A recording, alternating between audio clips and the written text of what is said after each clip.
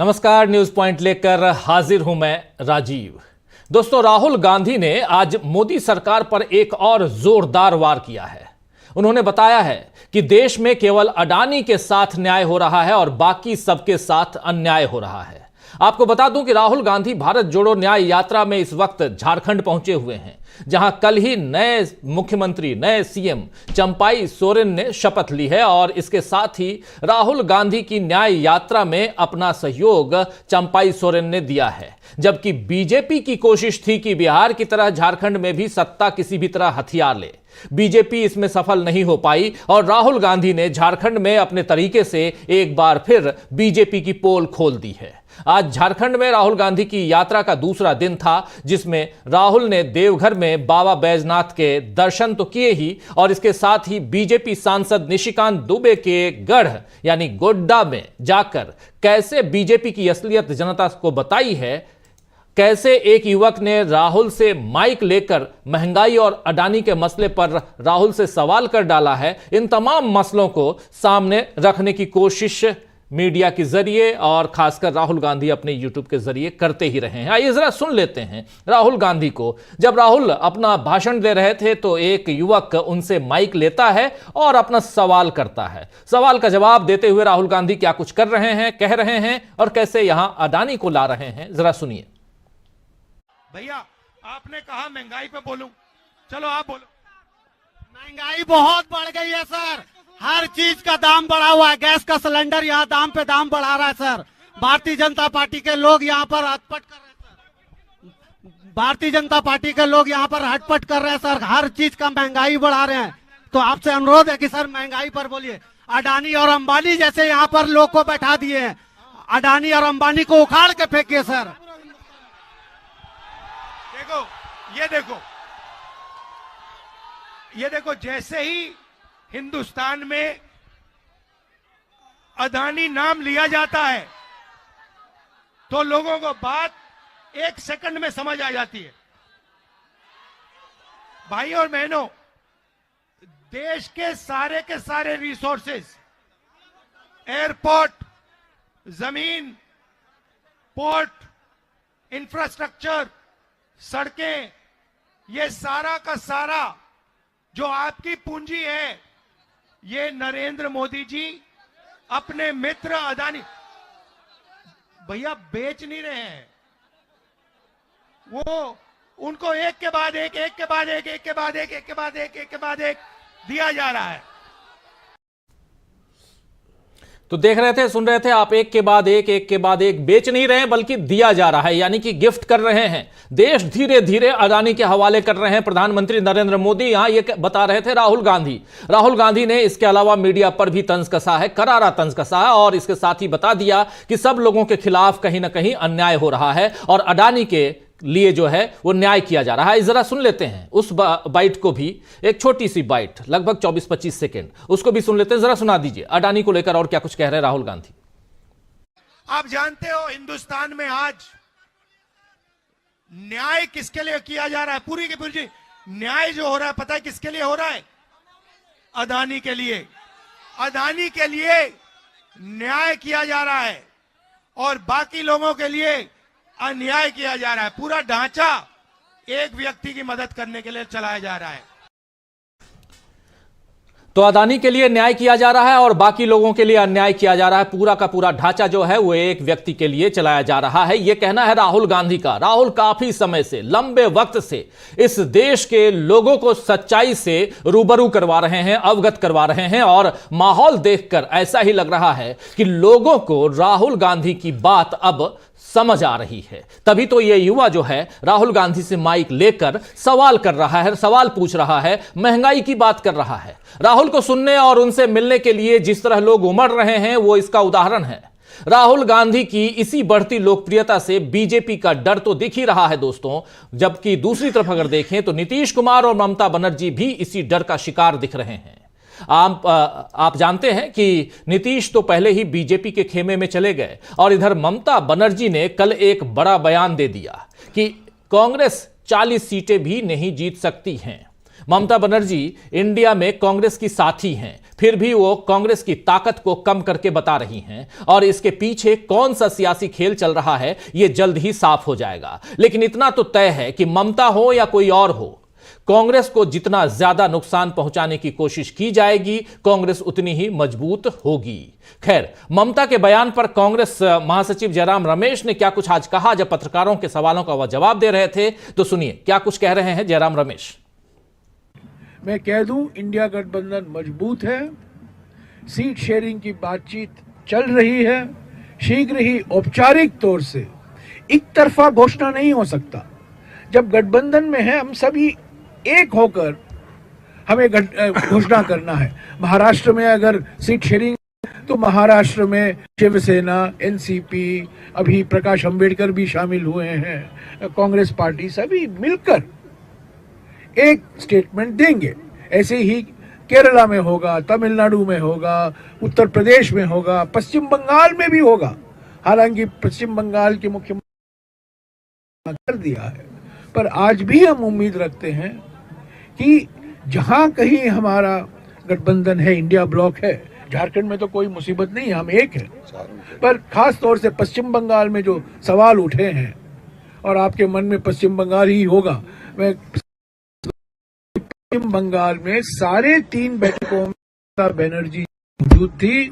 India गठबंधन को बनाने में, इंडिया गठबंधन को इंडिया नाम देने में, इंडिया गठबंधन को आगे ले चलने में उनकी भूमिका बड़ी महत्वपूर्ण भूमिका रही है। कुछ नाराजगी आ गई है उनको। इंडिया गठबंधन लोकसभा चुनाव के लिए है, विधानसभा चुनाव के लिए नहीं। विधानसभा चुनाव में इंडिया गठबंधन के पार्टी एक दूसरे से लड़ेंगे, वो वास्तविक है, पर लोकसभा चुनाव के लिए बीजेपी को निशाना बनाए हुए हम एक होकर लड़ने का हमने संकल्प लिया था 23 जून पटना में, और वो संकल्प जारी है। तो सुन रहे थे आप, सीधा सीधा जयराम रमेश ने कहा है कि दोनों का मकसद बीजेपी को हराना है, यानी अभी इंडिया की चुनौती बीजेपी की सिरदर्दी बनी हुई है। ये जो इंडिया गठबंधन है वो कह रहे हैं यहां जयराम रमेश कि वो बना हुआ है लोकसभा चुनाव के लिए, ना कि विधानसभा चुनाव के लिए, और थोड़ी बहुत जो खटपट होती है, थोड़ा बहुत जो भी मिसअंडरस्टैंडिंग है उसको दूर कर लिया जाएगा। वहीं कांग्रेस सांसद और नेता प्रतिपक्ष अधीर रंजन चौधरी ने भी ममता बनर्जी के बयान पर प्रतिक्रिया दी है, और उसके अलावा उन्होंने जो भी बातें अभी तक जो ममता बनर्जी के खिलाफ अधीर रंजन चौधरी बोलते रहे हैं, लेकिन आज अधीर रंजन चौधरी ममता बनर्जी के पक्ष में, या कहें तो इंडिया गठबंधन के पक्ष में बोलते हुए अपनी पार्टी लाइन के साथ चलते हुए नजर आए अधीर रंजन चौधरी। खैर, लेकिन कांग्रेस के नेताओं के इन बयानों को सुनकर साफ समझ में आता है दोस्तों कि कांग्रेस ऐसे हमलों और चुनौतियों से न डर रही है और न ही पीछे हट रही है, बल्कि उसका काफिला तो आगे बढ़ता जा रहा है। लेकिन बीजेपी जिस तरह की सियासत कर रही है उससे साफ समझ आ रहा है कि उसे अपनी सत्ता बचाने का कोई रास्ता सूझ नहीं रहा है। ऐसा क्यों कह रहा हूं, जरा आगे की लाइनों को आप सुनिए। राम मंदिर आपने देख लिया, नीतीश कुमार का मसला आपने देख लिया, कर्पूरी ठाकुर को भारत रत्न देने का मामला आपने देख लिया, लेकिन ये सारे दांव शायद अब फेल हो गए हैं। तो अब मोदी जी ने पूर्व उप प्रधानमंत्री, जी हां डिप्टी प्राइम मिनिस्टर जो थे अटल बिहारी वाजपेयी जी के समय, लाल कृष्ण आडवाणी, उनको अब भारत रत्न देने की घोषणा कर दी है। और ये इसलिए प्रधानमंत्री का नाम ले रहा हूं क्योंकि सोशल मीडिया के जरिए सबसे पहले अगर किसी ने इस बात को की जानकारी जनता के बीच पहुंचाई तो वो थे प्रधानमंत्री नरेंद्र मोदी। उन्होंने ये घोषणा की, और इस घोषणा से यह साफ हो गया है कि बीजेपी न हिंदुत्व की राजनीति ढंग से कर पा रही है और न ही सामाजिक न्याय की राजनीति कर पा रही है। कर्पूरी ठाकुर पिछड़ों और दबे हुए लोगों को आरक्षण के साथ आगे बढ़ाना चाहते थे, और आडवाणी ने आरक्षण के मुद्दे के जवाब में ही रथ यात्रा निकाली थी। आपको याद होगा कि मंडल बनाम कमंडल कहा गया था उस समय, जिससे देश में धार्मिक भेदभाव बढ़ा, बाबरी मस्जिद टूटी, हजारों लोगों का जीवन बर्बाद हुआ। राम मंदिर बनाकर भी मोदी ने आडवाणी को उसके उद्घाटन में आने से रोका ताकि पूरा फायदा अकेले ले सकें। लेकिन जब इसमें भी नाकाम रहे तो अब आडवाणी को भारत रत्न देने का दांव चला है ताकि उसकी कोई उनकी वफादारी पर उंगली न उठाए। यानी कि कहीं ना कहीं यहां नरेंद्र मोदी अपनी वफादारी दिखाने की कोशिश कर रहे हैं। तो देखा जाए तो यहां अडवाणी के साथ भी अन्याय ही हुआ है, जिस अन्याय की बात राहुल गांधी कर रहे हैं। शायद राहुल गांधी सही कह रहे हैं कि केवल अडानी के साथ न्याय हुआ है, बाकी सबके साथ अन्याय हुआ है। तो ये जो न्याय और अन्याय वाली बात है, इसके साथ साथ जब युवाओं से राहुल गांधी बात कर रहे हैं, उसके साथ साथ बात वो ईडी और सीबीआई और आईटी की भी कर रहे हैं। आइए जरा सुन लेते हैं ईडी सीबीआई आईटी को लेकर राहुल गांधी ने क्या कुछ कहा आज गोड्डा में। और ये निशिकांत दुबे का एरिया था, सांसद है निशिकांत दुबे, वहां से बात मैं कर रहा हूं झारखंड की। और यहां से जब आगे बढ़ते हैं, देवघर पहुंचते हैं राहुल गांधी, तो वहां देवघर में राहुल गांधी ने बाबा बैजनाथ धाम की पूजा की और पूजा में एक अलग लिबास में नजर आए, वो भी आपको दिखाएंगे। ये देख लीजिए, एक अलग लिबास में शिव के भक्त कहते भी हैं राहुल गांधी खुद को, और शिव के भक्त के रूप में यहां एक पिंक कलर के, गुलाबी कलर के इस लिबास में राहुल गांधी नजर आ रहे हैं। देखिए ये मंदिर की तरफ जा रहे हैं और इस लिबास में, और यहां से राहुल गांधी अंदर मंदिर में पहुंचते हैं और मंदिर में पूजा करते हैं और पूजा के बाद फिर बाहर निकलते हैं। तो ये सब कुछ एक इनकी यात्रा के दौरान अलग अलग जगहों पे जाना मिलना, ये सब आप लोगों ने देखा होगा, पहली यात्रा में भी दूसरी यात्रा में भी। असम में भी एक पूजा करना चाहते थे, मंदिर जाना चाहते थे राहुल गांधी, लेकिन वहां जाने से वहां के मुख्यमंत्री ने उन्हें रोक दिया था। ये सब आप जानते हैं। आइए, ईडी और सीबीआई को लेकर राहुल गांधी ने सीधा हमला प्रधानमंत्री नरेंद्र मोदी पर बोला है। क्या कुछ कहा, सुन लीजिए। अब आपकी सरकार के खिलाफ अन्याय हुआ। आपने यहां सरकार चुनी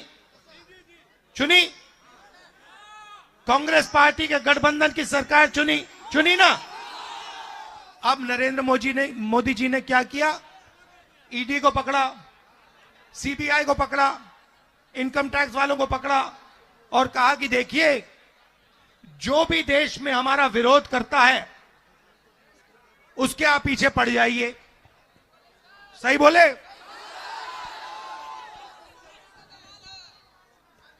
तो यहां उन्होंने आपकी सरकार चोरी करने की कोशिश की। जो आपने चुनी सरकार, उसको बीजेपी ने चोरी करने की कोशिश की। और हमने क्या किया? कांग्रेस पार्टी ने क्या किया? कांग्रेस पार्टी ने आपका जो मतदान था उसकी रक्षा की और आपकी सरकार यहां पे हमने बचाई। और पूरे देश में हम कांग्रेस पार्टी और हमारे इंडिया जो पार्टनर्स हैं, ये बीजेपी के खिलाफ, इनकी विचारधारा के खिलाफ खड़े हैं और लड़ रहे हैं। हम इनसे डरते नहीं हैं। तो राहुल गांधी हर बात के साथ एक बात जरूर जोड़ते हैं कि हम डरते नहीं हैं, हम इनसे डरते नहीं हैं। और यही नारा राहुल गांधी देते आए हैं, डरो मत का। और राहुल गांधी लोगों के दिलो दिमाग से उस डर को हटाने की कोशिश कर रहे हैं, यह साफ दिखाई दे रहा है। तो आइए दोस्तों, आज न्यूज पॉइंट में यही चर्चा करेंगे कि क्या राहुल के वार से पस्त पड़ेगी बीजेपी? क्या मोदी के सारे कार्ड जो हैं वो फेल हो रहे हैं? लेकिन सबसे बड़ी बात, जिस दबाव की बात राहुल गांधी ने नीतीश कुमार के लिए कही थी, राहुल गांधी याद कीजिए जब पूर्णिया की रैली में थे तो उन्होंने कहा था कि नीतीश कुमार एक दबाव में, एक प्रेशर में आ गए। क्या उसी प्रेशर में, उसी दबाव में यहां ममता बनर्जी हैं? सवाल बड़ा है, क्योंकि ममता बनर्जी ने कल सीधा हमला बोला है राहुल गांधी की यात्रा पर, कांग्रेस पार्टी पर। उसके क्या मायने हैं ये भी समझेंगे। लेकिन यहां कांग्रेस पार्टी कहीं ना कहीं इन बातों को खारिज करते हुए नजर आ रही है। किसी दबाव में कांग्रेस पार्टी खुद को नहीं फील कर रही है। क्या दूसरी तरफ ममता बनर्जी किसी दबाव में हैं? सवाल यह भी है।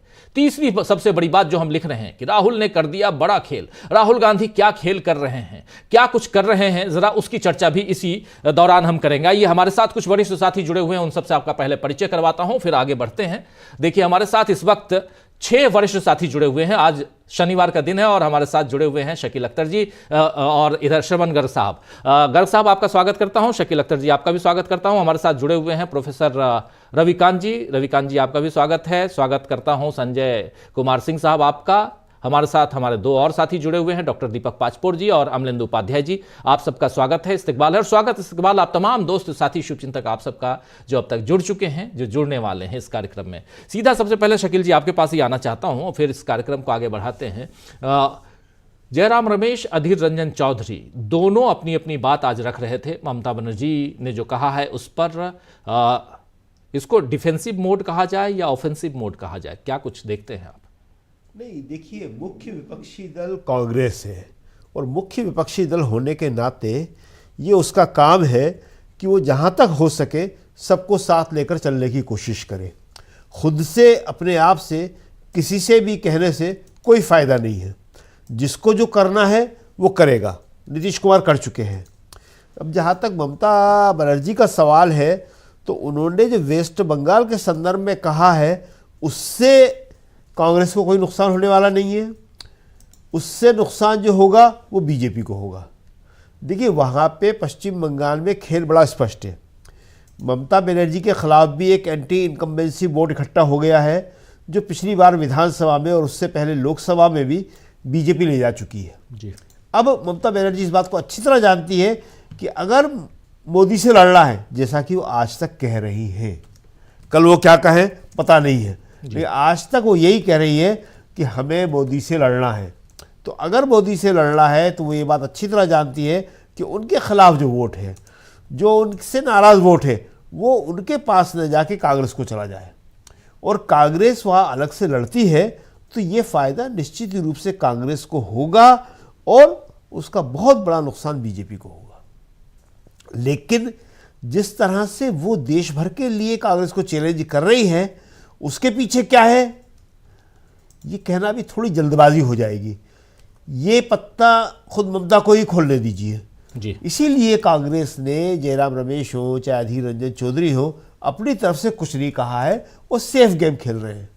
और हमें लगता है कि इंडिया गठबंधन के बाकी जो दल हैं वो भी यही चाहते हैं कि कांग्रेस इस वक्त जो है पूरा का पूरा पेशेंस रखे और अपनी समझदारी के साथ इस रोल को निभाए कि वो देश की सबसे बड़ी विपक्षी पार्टी है। और इस वक्त अगर कांग्रेस की तरफ से ज़रा सी भी कोई बात होगी तो मीडिया को एक बहाना मिलेगा, दूसरे इंडिया गठबंधन के दलों को बहाना मिलेगा और बीजेपी को बहाना मिलेगा कि देखिए कांग्रेस ने ये कर दिया जी। तो इसलिए कांग्रेस का रवैया जो है हमारे ख्याल में बहुत ठीक है।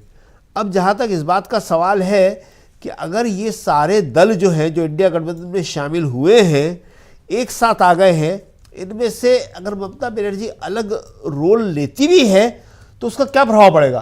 तो ममता बनर्जी के अलग रोल लेने का, जैसे हमने कहा, देश में कोई प्रभाव पड़ने वाला नहीं है। और बंगाल का जहाँ तक सवाल है, वहाँ बंगाल में कांग्रेस को फायदा मिलने वाला है। तो अगर साथ नहीं लड़े तो हाँ, अगर साथ नहीं लड़े तो ममता बनर्जी जो कह रही है कि 40 सीटें नहीं मिलेंगी, वो बनारस में जाके कांग्रेस हराए, कांग्रेस को हराना होगा तो कांग्रेस हरा देगी, किसी और को हराना होगा तो वो हरा देगा।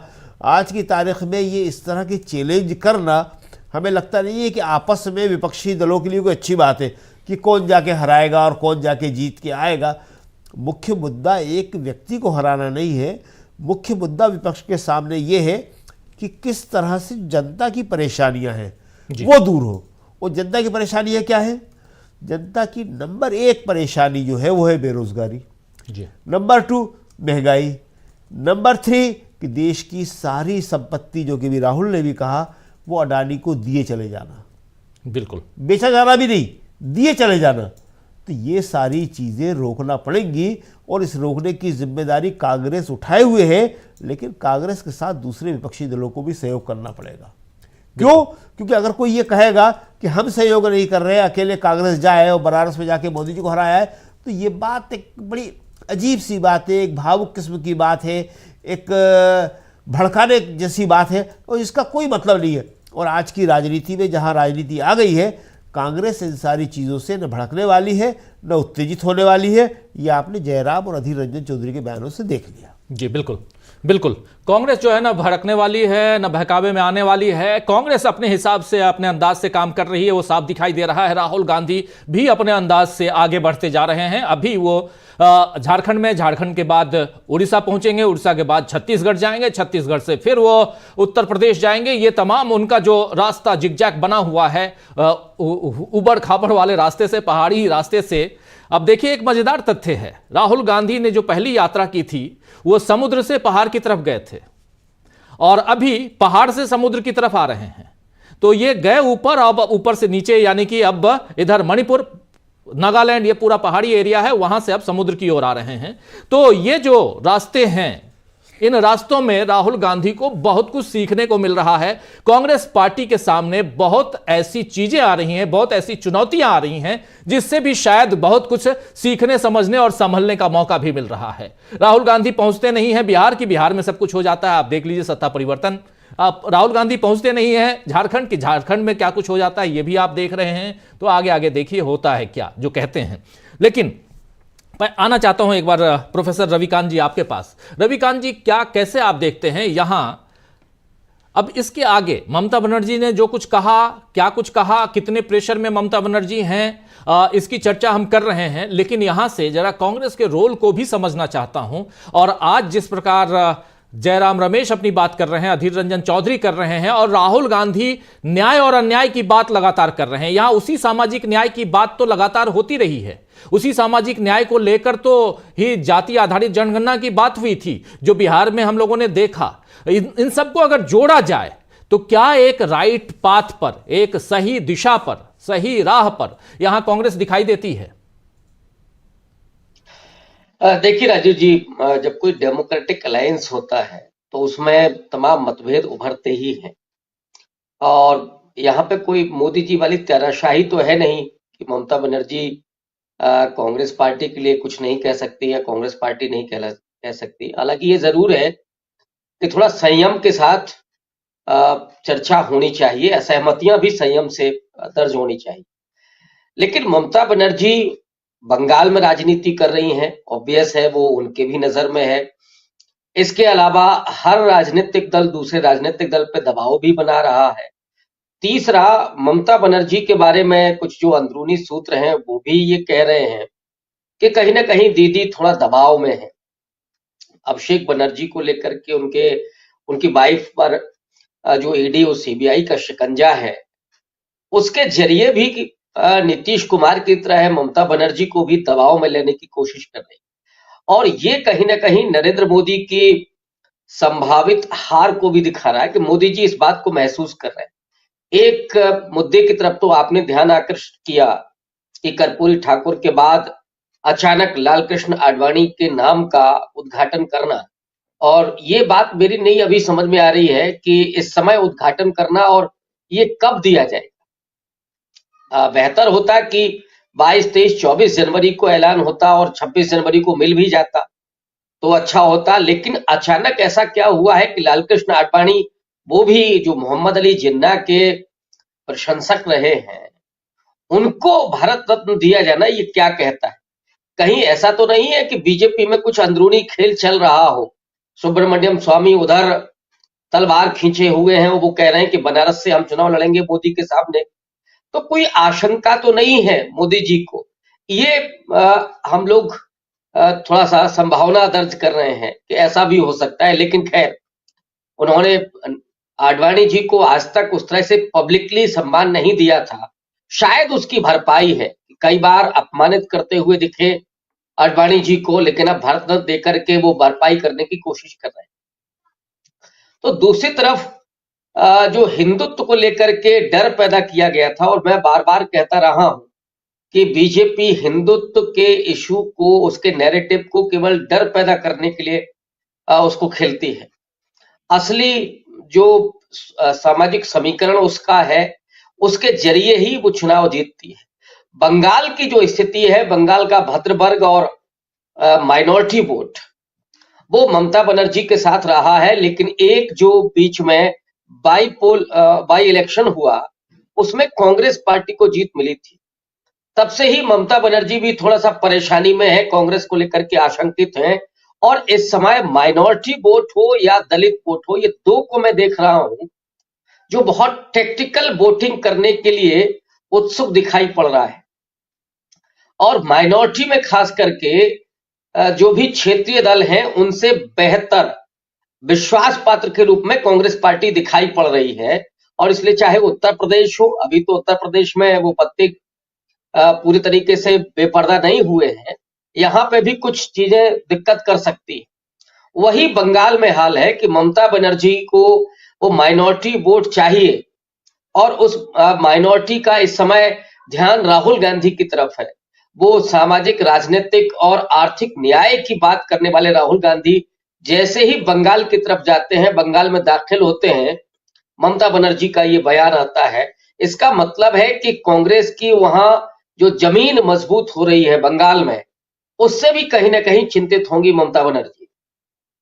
और दूसरा, जो दलित वोट बैंक है जिस पर नजर नरेंद्र मोदी की रही है, हालांकि ममता बनर्जी ने पिछले दिनों एक कार्ड खेला था जब उन्होंने मल्लिकार्जुन खड़गे को दलित पीएम के रूप में ऐलान करने के लिए कहा था, उन्होंने अपनी इच्छा जाहिर की थी, तो वो जाहिर तौर पर जो मतुआ समाज है बंगाल का, उस पर उनकी नजर थी, क्योंकि दलित वोटर ममता बनर्जी के साथ नहीं रहा है बंगाल में, वो बीजेपी के साथ रहा, तो उसको थोड़ा सा आउटरीच करने के लिए।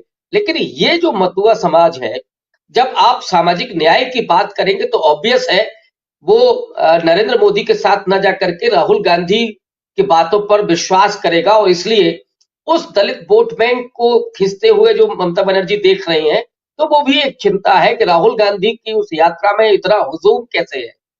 जो लोग यहां से बैठ कर के कह रहे हैं लखनऊ से कि राहुल गांधी की यात्रा तो असफल हो गई है, या वो जो मुख्यमंत्री थे हेमंत बिस्वा शर्मा, उन्होंने कितनी रुकावट डालने की कोशिश की, लेकिन राहुल गांधी की यात्रा में लोगों का हुजूम बढ़ता ही जा रहा है। लगातार लोग राहुल गांधी से जुड़ने के लिए बेताब दिखाई पड़ रहे हैं, और ये कहीं ना कहीं दिखाता है कि राहुल गांधी की विश्वसनीयता आज के नौजवानों में, किसानों में, और जब वो सोशल जस्टिस की बात कर रहे हैं तो आदिवासियों में, आदिवासी को लेकर के अभी जो चल रहा है, हेमंत सोरेन पर जो टिप्पणी की गोदी मीडिया के एक पत्रकार ने, एफआईआर के लिए जगह जगह तहरीर दी गई है, तो जो स्थितियां बनी हुई हैं कि आप राष्ट्रपति को तो बनाते हैं आदिवासी, लेकिन आदिवासी समाज का अपमान करने के लिए आप रत्ती भर नहीं चूकते हैं।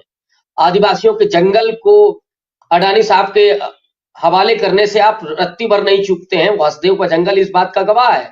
तो इसीलिए ये जो राजनीतिक परिस्थितियां बनी हुई हैं, उसमें मोदी जी लगातार दबाव डाल रहे हैं उन राजनीतिक दलों पर जो कांग्रेस के साथ मिलकर के इंडिया अलायंस को मजबूत कर रहे हैं।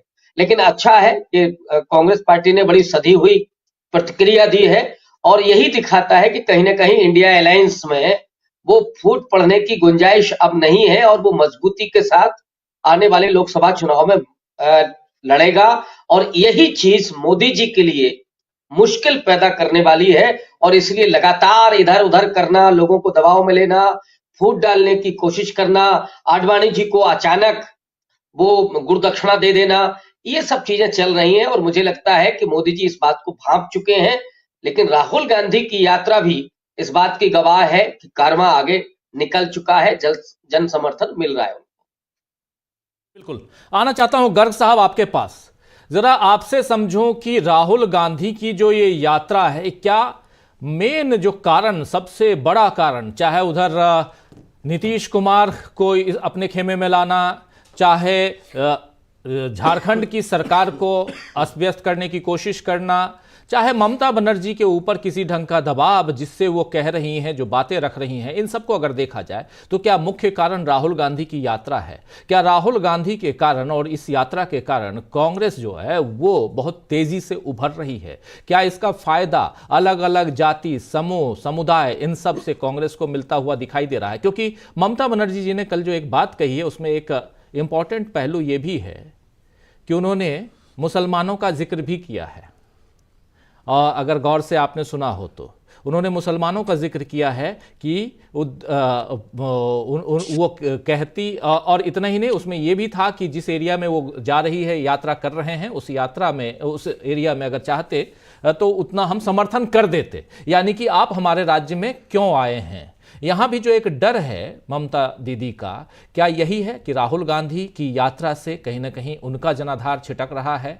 अब इंटैक्ट है, ममता बनर्जी ये कतई नहीं कह रही हैं कि हम इंडिया गठबंधन में नहीं हैं, और दूसरी तरफ लेकिन देखा जाए तो एक प्रेशर साफ झलक रहा है। और इस प्रेशर, इस दबाव की बात राहुल गांधी ने पूर्णिया में जब की थी तो उस समय भी यही दिखाई दे रहा था कि राहुल की यात्रा में जो भीड़ है, जो जनसमर्थन उनको मिल रहा है, आज भी गोड्डा में जो दिखा रहे हैं, जो तस्वीर आप देख रहे हैं गोड्डा की तस्वीर, उस तस्वीर में भी साफ दिखाई दे रही है कि जबरदस्त जनसैलाब है वहां। ये जो तस्वीर देखिए, और जहां राहुल गांधी खड़े होकर छत के ऊपर, चाहे कार के ऊपर चाहे बस की छत के ऊपर वो भाषण देते हैं। तो क्या यहां से एक जो मजबूती और उस मजबूती के कारण अपने लोग भी निशाना बना रहे हैं, ये माना जाए? देखिए, आपका जो पहला सवाल है वो ममता बनर्जी को लेकर है। ममता बनर्जी बहुत डरी हुई है। वो इसलिए डरी हुई है, 3 कारणों से डरी हुई है। पहला कारण तो यह है कि अभी ईडी ने वो प्रेशर नहीं बनाया है जो हेमंत सोरेन और अरविंद केजरीवाल पर बनाया है। इसके बाद उनका नंबर है, अभिषेक बनर्जी का नंबर है, और वो उसको लेकर काफी, अभिषेक बनर्जी उनकी पत्नी ममता के कई मंत्री जेल में हैं।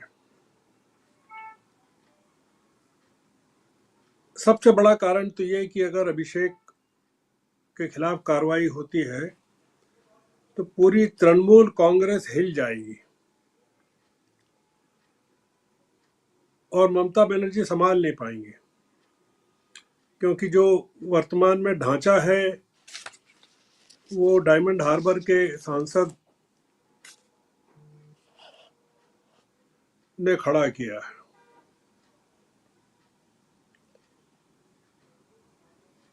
भारतीय जनता पार्टी प्रतीक्षा कर रही है कि ममता बनर्जी का इंडिया अलायंस के प्रति क्या रवैया होता है, क्योंकि बंगाल में भारतीय जनता पार्टी के पास 18 सीटें हैं और काफी बड़ा चंक है 18 सीटें। और अभी जब पिछली बार अमित शाह गए थे तब उन्होंने कह के आए थे कि अब हम 35 सीटें जीतेंगे। 35 सीटें जीतने का मतलब है कि ममता बनर्जी पिक्चर में नहीं है।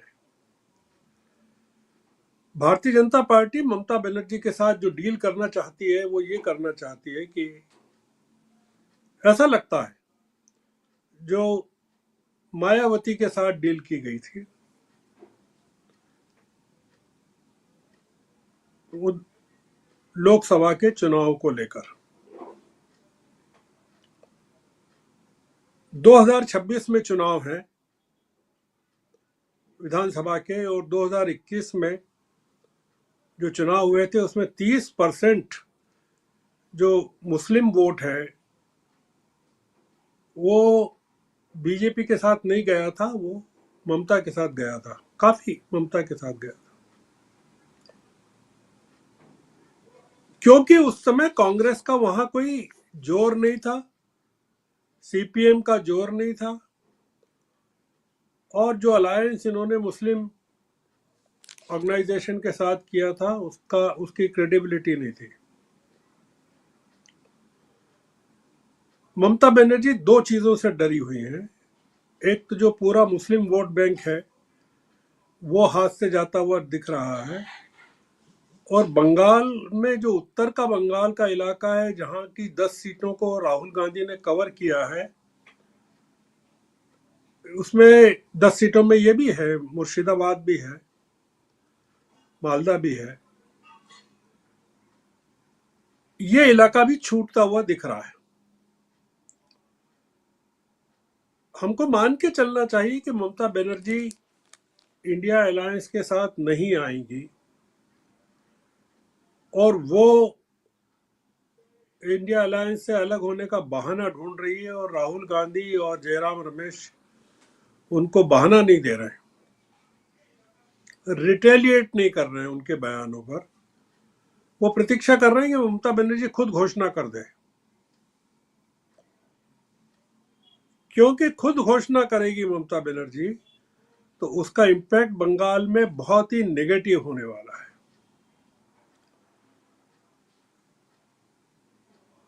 और बंगाल जो है बिहार के फियास्को और झारखंड के फियास्को के बाद भारतीय जनता पार्टी के लिए बहुत महत्वपूर्ण जगह हो गई है। बिहार का पूरा प्रयोग जो है भारतीय जनता पार्टी का फेल हो गया है। नीतीश के स्वार्थ के लिए बीजेपी के साथ जुड़े हैं और उसका नुकसान उनको तो उठाना पड़ेगा ही, बीजेपी को भी उठाना पड़ेगा। बिहार में राहुल गांधी की यात्रा को लेकर दो तरह की चीजें कही जा रही है। प्रशांत किशोर ने इंडियन एक्सप्रेस के साथ जो अभी इंटरव्यू में कहा, क्योंकि प्रशांत किशोर जो इस समय पूरी तरह से ममता बनर्जी के सलाहकार बने हुए हैं और वो डबल गेम खेल रहे हैं। वो बिहार में अपने लिए जमीन बना रहे हैं और कांग्रेस के लिए जमीन खत्म करना चाहते हैं बंगाल में। ममता के सलाहकार हैं वो भी।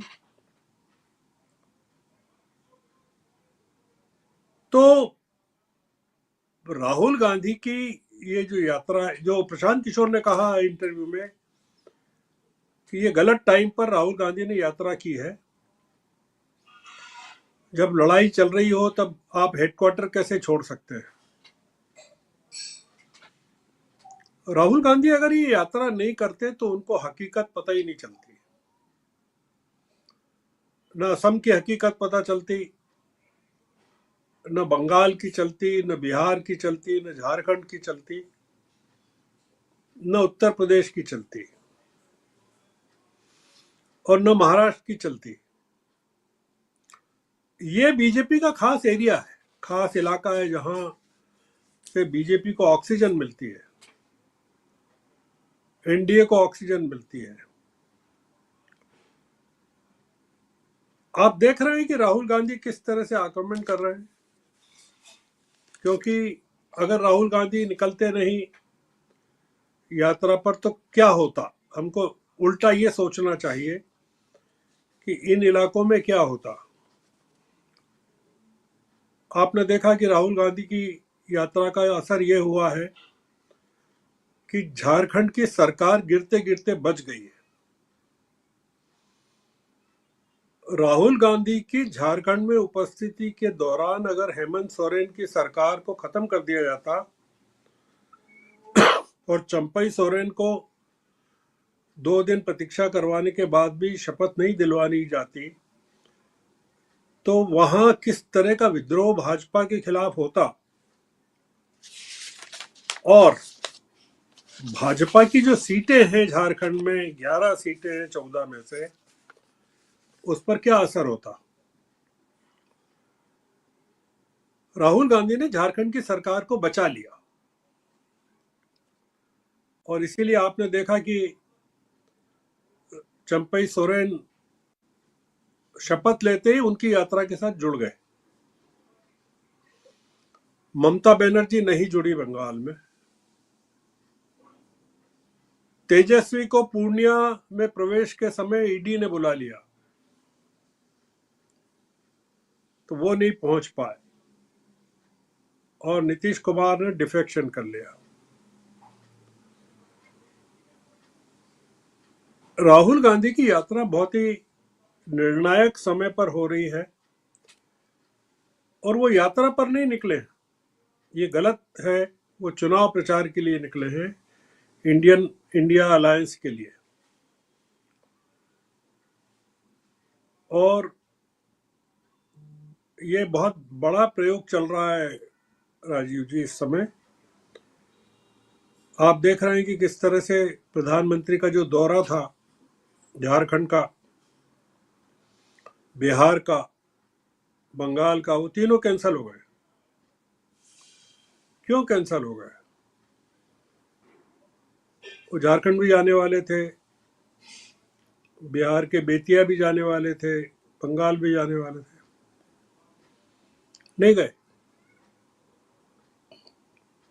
ये देख रहे हैं ना भीड़ जो आप विजुअल्स दिखा रहे हैं। तो ये बड़ा एक निर्णायक मोड़ में, निर्णायक फेज में पॉलिटिक्स एंटर कर रही है। अब इसमें कई घटनाएं हो गई है इस बीच, आपने भी देखा, आपके यहाँ कवर भी किया गया। उसका सबसे बड़ा इंडिकेटर जो है चंडीगढ़ का मेयर का चुनाव है, जो वो बताता है कि एक छोटे से मेयर के चुनाव को भी अगर इस तरह से मैनिपुलेट करने की जरूरत पड़ रही है,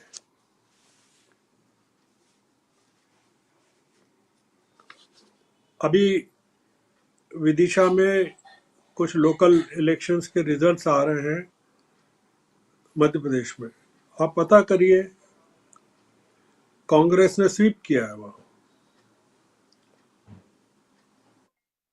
ये सब जो दिखा रहा है वो ये दिखा रहा है कि जो जनता का मूड जो है इस समय वो अलग मूड चल रहा है, और उस मूड को लेकर, और ये जो पूरा प्रोजेक्ट था मंदिर का प्रोजेक्ट, इसका जो अपेक्षित रिजल्ट बीजेपी चाहती थी वो मिला नहीं।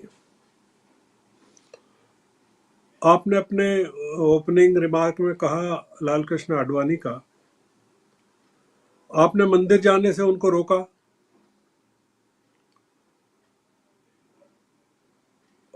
आप जब से आए हैं प्रधानमंत्री सत्ता में, मोदी सत्ता में, 2015 में आपने अटल बिहारी वाजपेयी को दिया, मदन मोहन मालवीय को दिया, 2019 में प्रणब मुखर्जी, भूपेन हजारिका और नानाजी देशमुख को दिया, और फिर आपकी आखिरी टर्म जो है, जो कि निर्णायक टर्म है, उसमें आपने कर्पूरी ठाकुर के साथ आडवाणी जी को दे दिया। उसका बेसिक रीजन क्या है? उसका बेसिक रीजन यह है कि मंडल को आपने जो अपीजमेंट किया, जिससे जो नाराजगी हुई मेजॉरिटी तबके में, बिहार के, झारखंड में, यूपी में, उसको भी बैलेंस किया आपने। और भारतीय जनता पार्टी का वो तबका जो आडवाणी जी की उपेक्षा से नाराज था, उसको भी आपने अपीज करने की कोशिश की। क्या इसका आपको परिणाम मिलेगा? क्या बीजेपी को इसका फायदा कुछ मिलेगा क्या? तो ये तमाम चीजें हैं राजीव जी। ये मेरे ख्याल से ये थोड़ा सा, एक ही चीज है कि राहुल गांधी इस समय बिहार के धोखे के बाद, नीतीश कुमार ने बहुत बड़ा धोखा दिया है, बंगाल के धोखे के बाद, सोरेन की अनुपस्थिति के कारण, हेमंत सोरेन की अनुपस्थिति के कारण, जो वैक्यूम क्रिएट हुआ है इंडिया अलायंस की लीडरशिप में इस इलाके में, बंगाल में ममता का धोखा, नीतीश, हेमंत सोरेन की अनुपस्थिति, उड़ीसा में कोई नवीन पटनायक तो साथ आएंगे नहीं उनके, छत्तीसगढ़ में कांग्रेस की हुकूमत नहीं है,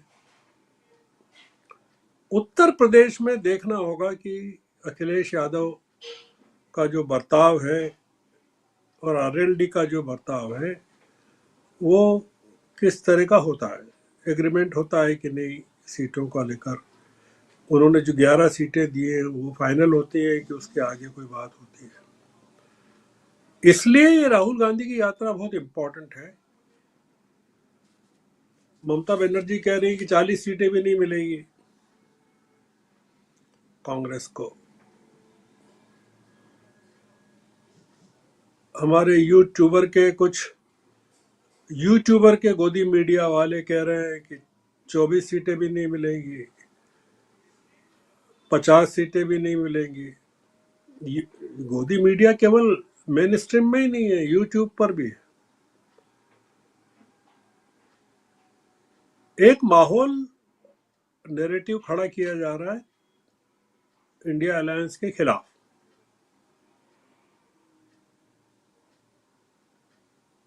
और वो लड़ाई राहुल गांधी मीडिया से भी लड़ रहे हैं, इंडिया अलायंस के अंदर भी लड़ रहे हैं, बीजेपी से भी लड़ रहे हैं। लड़ाई मुश्किल है काफी, मेरा ऐसा मानना है, काफी कठिन है, और उसमें देश की जनता का बड़ा रोल रहेगा राजीव जी कि वो, क्योंकि अगर आपके पास सीटें नहीं है देश में जीतने के लिए, और फिर भी आप दावा कर रहे हैं 407 सीटें, 400 सीटें। तो इसका मतलब है कि कोई चंडीगढ़ आपके दिमाग में है। तो वो चंडीगढ़, अगर देशव्यापी चंडीगढ़ होना है और चंडीगढ़ को राष्ट्रव्यापी बनाना है तो फिर लड़ाई जो है चुनाव के बाद शुरू होगी, ऐसा मेरा मानना है। बिल्कुल, लड़ाई चुनाव के बाद शुरू होगी, लेकिन क्या ये चुनाव की घोषणा के बाद या पूरे चुनाव के बाद गर साहब? चुनाव की घोषणा के बाद या चुनाव संपन्न होने के बाद? चुनाव के समापन के बाद होगी। जी बिल्कुल, बिल्कुल सही कह रहे हैं, समापन के बाद। और सबसे बड़ी बात कि अगर ममता बनर्जी 40 सीटें सपोज जीत के आ भी जाती हैं तो वो बीजेपी का कितना नुकसान करेंगी। और लेकिन बकौल ममता बनर्जी जो कह रही हैं कि कांग्रेस 40 सीट से ज्यादा नहीं लाएगी, तो अगर कांग्रेस 40 सीटों पे भी कहीं ना कहीं परेशान करती है बीजेपी को, तो पूरे देश में परेशान करेगी।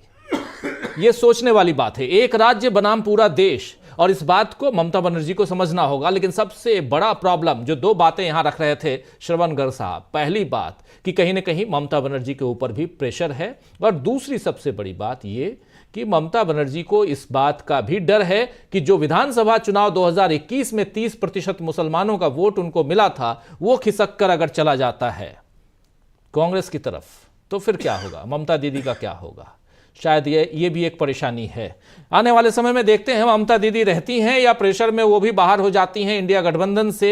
ये देखना दिलचस्प इसलिए भी होगा क्योंकि राहुल गांधी, मल्लिकार्जुन खड़गे, जयराम रमेश, अधीर रंजन चौधरी ने भी आज अपने सुर को बदल लिया है। ये सब कह रहे हैं कि इंडिया गठबंधन इंटैक्ट है और हमारा ममता बनर्जी के साथ इंडिया गठबंधन में समझौता है, और अंदर खाने सीटों के बंटवारे को लेकर हम लोग चर्चा कर रहे हैं। इतनी बातें कांग्रेस पार्टी अपनी तरफ से कह रही है। लेकिन यह पूरा का पूरा जो डर है, एक माहौल पिछले 10 दिनों से जो देश में बनाया जा रहा है, चाहे वो उसकी शुरुआत देखिए आप असम से होती है, असम के बाद आगे उसी कड़ी को बढ़ाते हुए बिहार में आप देखते हैं नीतीश कुमार जो कुछ करते हैं, और उसके आगे और देखिए आप जब यह यात्रा पहुंचती है झारखंड, और आगे क्या कुछ होगा, क्योंकि झारखंड के बाद उड़ीसा, उड़ीसा के बाद यह यात्रा पहुंचेगी छत्तीसगढ़ में। छत्तीसगढ़ का भी जो नॉर्दर्न पार्ट है उसमें यह यात्रा है। छत्तीसगढ़ से हमारे साथी, हमारे पॉलिटिकल एडिटर डॉक्टर दीपक पाचपोर जी जुड़े हुए हैं। दीपक जी, क्या कुछ तैयारियां चल रही हैं उधर, क्योंकि आप भी नॉर्दर्न पोल में, जो छत्तीसगढ़ का नॉर्दर्न एरिया है, उधर ही अभी निवास कर रहे हैं, तो उस लिहाज से भी आपसे समझना चाहता हूं। और दूसरी बात, क्योंकि अब छत्तीसगढ़ में भी सरकार बदली हुई है, बीजेपी है, और जहां जहां बीजेपी की सरकार है वहां यात्रा को परेशानी, अभी इस यात्रा को पार्ट 2 को हम लोग देख रहे हैं, हो रही है। क्या छत्तीसगढ़ सेफ मोड में दिखाई दे रहा है? एक बात। दूसरी बात, यात्रा से संबंधित, राहुल गांधी से संबंधित आपसे भी करना चाहता हूं कि क्या यहां पर राहुल गांधी की मजबूती, इस यात्रा की मजबूती के कारण, क्योंकि वो साफ दिखाई दे रही है, अगर इंडिया गठबंधन के और ममता बनर्जी जैसी नेता अगर सीधे वार कर रही हैं यात्रा पे, राहुल गांधी पे, तो यह यात्रा मजबूत है, यह माना जाएगा। बाहर के लोग बोले, सत्तारूढ़ दल के लोग बोले तो अलग बात है। ममता बनर्जी का बयान ये साफ दिखाता है, झलकाता है कि इस यात्रा को मजबूती मिल रही है, यात्रा को जन समर्थन मिल रहा है, और विजुअल्स भी ऐसे आ रहे हैं। क्या कुछ, कैसे आप देखते हैं इसको? राजू जी, छत्तीसगढ़ की इसमें बहुत संक्षिप्त सही इसमें कहा जा सकता है कि बात है कि बहुत छोटे पार्ट से गुजर रही है। लेकिन असली बात यह कि सचिन पायलट जो है, हाल ही में वो छत्तीसगढ़ के प्रभारी बनाए गए हैं, महासचिव बनाए गए हैं, और इन दिनों वो छत्तीसगढ़ में ही डेरा डाले हुए हैं। और जिस रूट से राहुल गांधी को निकलना है, उस रूट के अगले 1-2 दिनों के अंदर वो पूरी यात्रा कर लेंगे, और प्रारंभिक तैयारियां जो है वो कर रहे हैं। मुझे इसलिए कोई छत्तीसगढ़ से बहुत ज्यादा यहाँ की सरकार से अवरोध नजर नहीं आता कि छत्तीसगढ़ को इससे बहुत ज्यादा कुछ हासिल नहीं है, क्योंकि अभी जो है वो छत्तीसगढ़ के चुनाव जो है वो फिलहाल निपटे हुए हैं।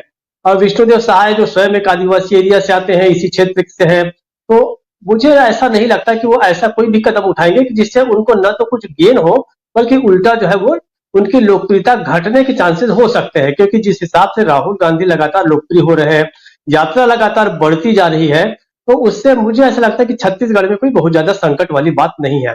दूसरी बात देखिए, राहुल गांधी दरअसल, राहुल गांधी कह ले या कांग्रेस कह ले, 3 मोर्चों पर लड़ रही है। पहली तो सीधी सीधी बात है कि नरेंद्र मोदी और भारतीय जनता पार्टी से लड़ रही, दूसरी लड़ रही वो अपने अंदरूनी लोगों से लड़ रही, जिसके बारे में राहुल गांधी ने कल ही बयान दिया कि मिलिंद देवड़ा और हेमंता बिश्व शर्मा जैसे लोग चले जाएं तो ही बेहतर है। मतलब वो अंदर में जो रहकर जो जड़ें काटने की कोशिश कर रहे हैं वो उनके दूसरे दुश्मन है।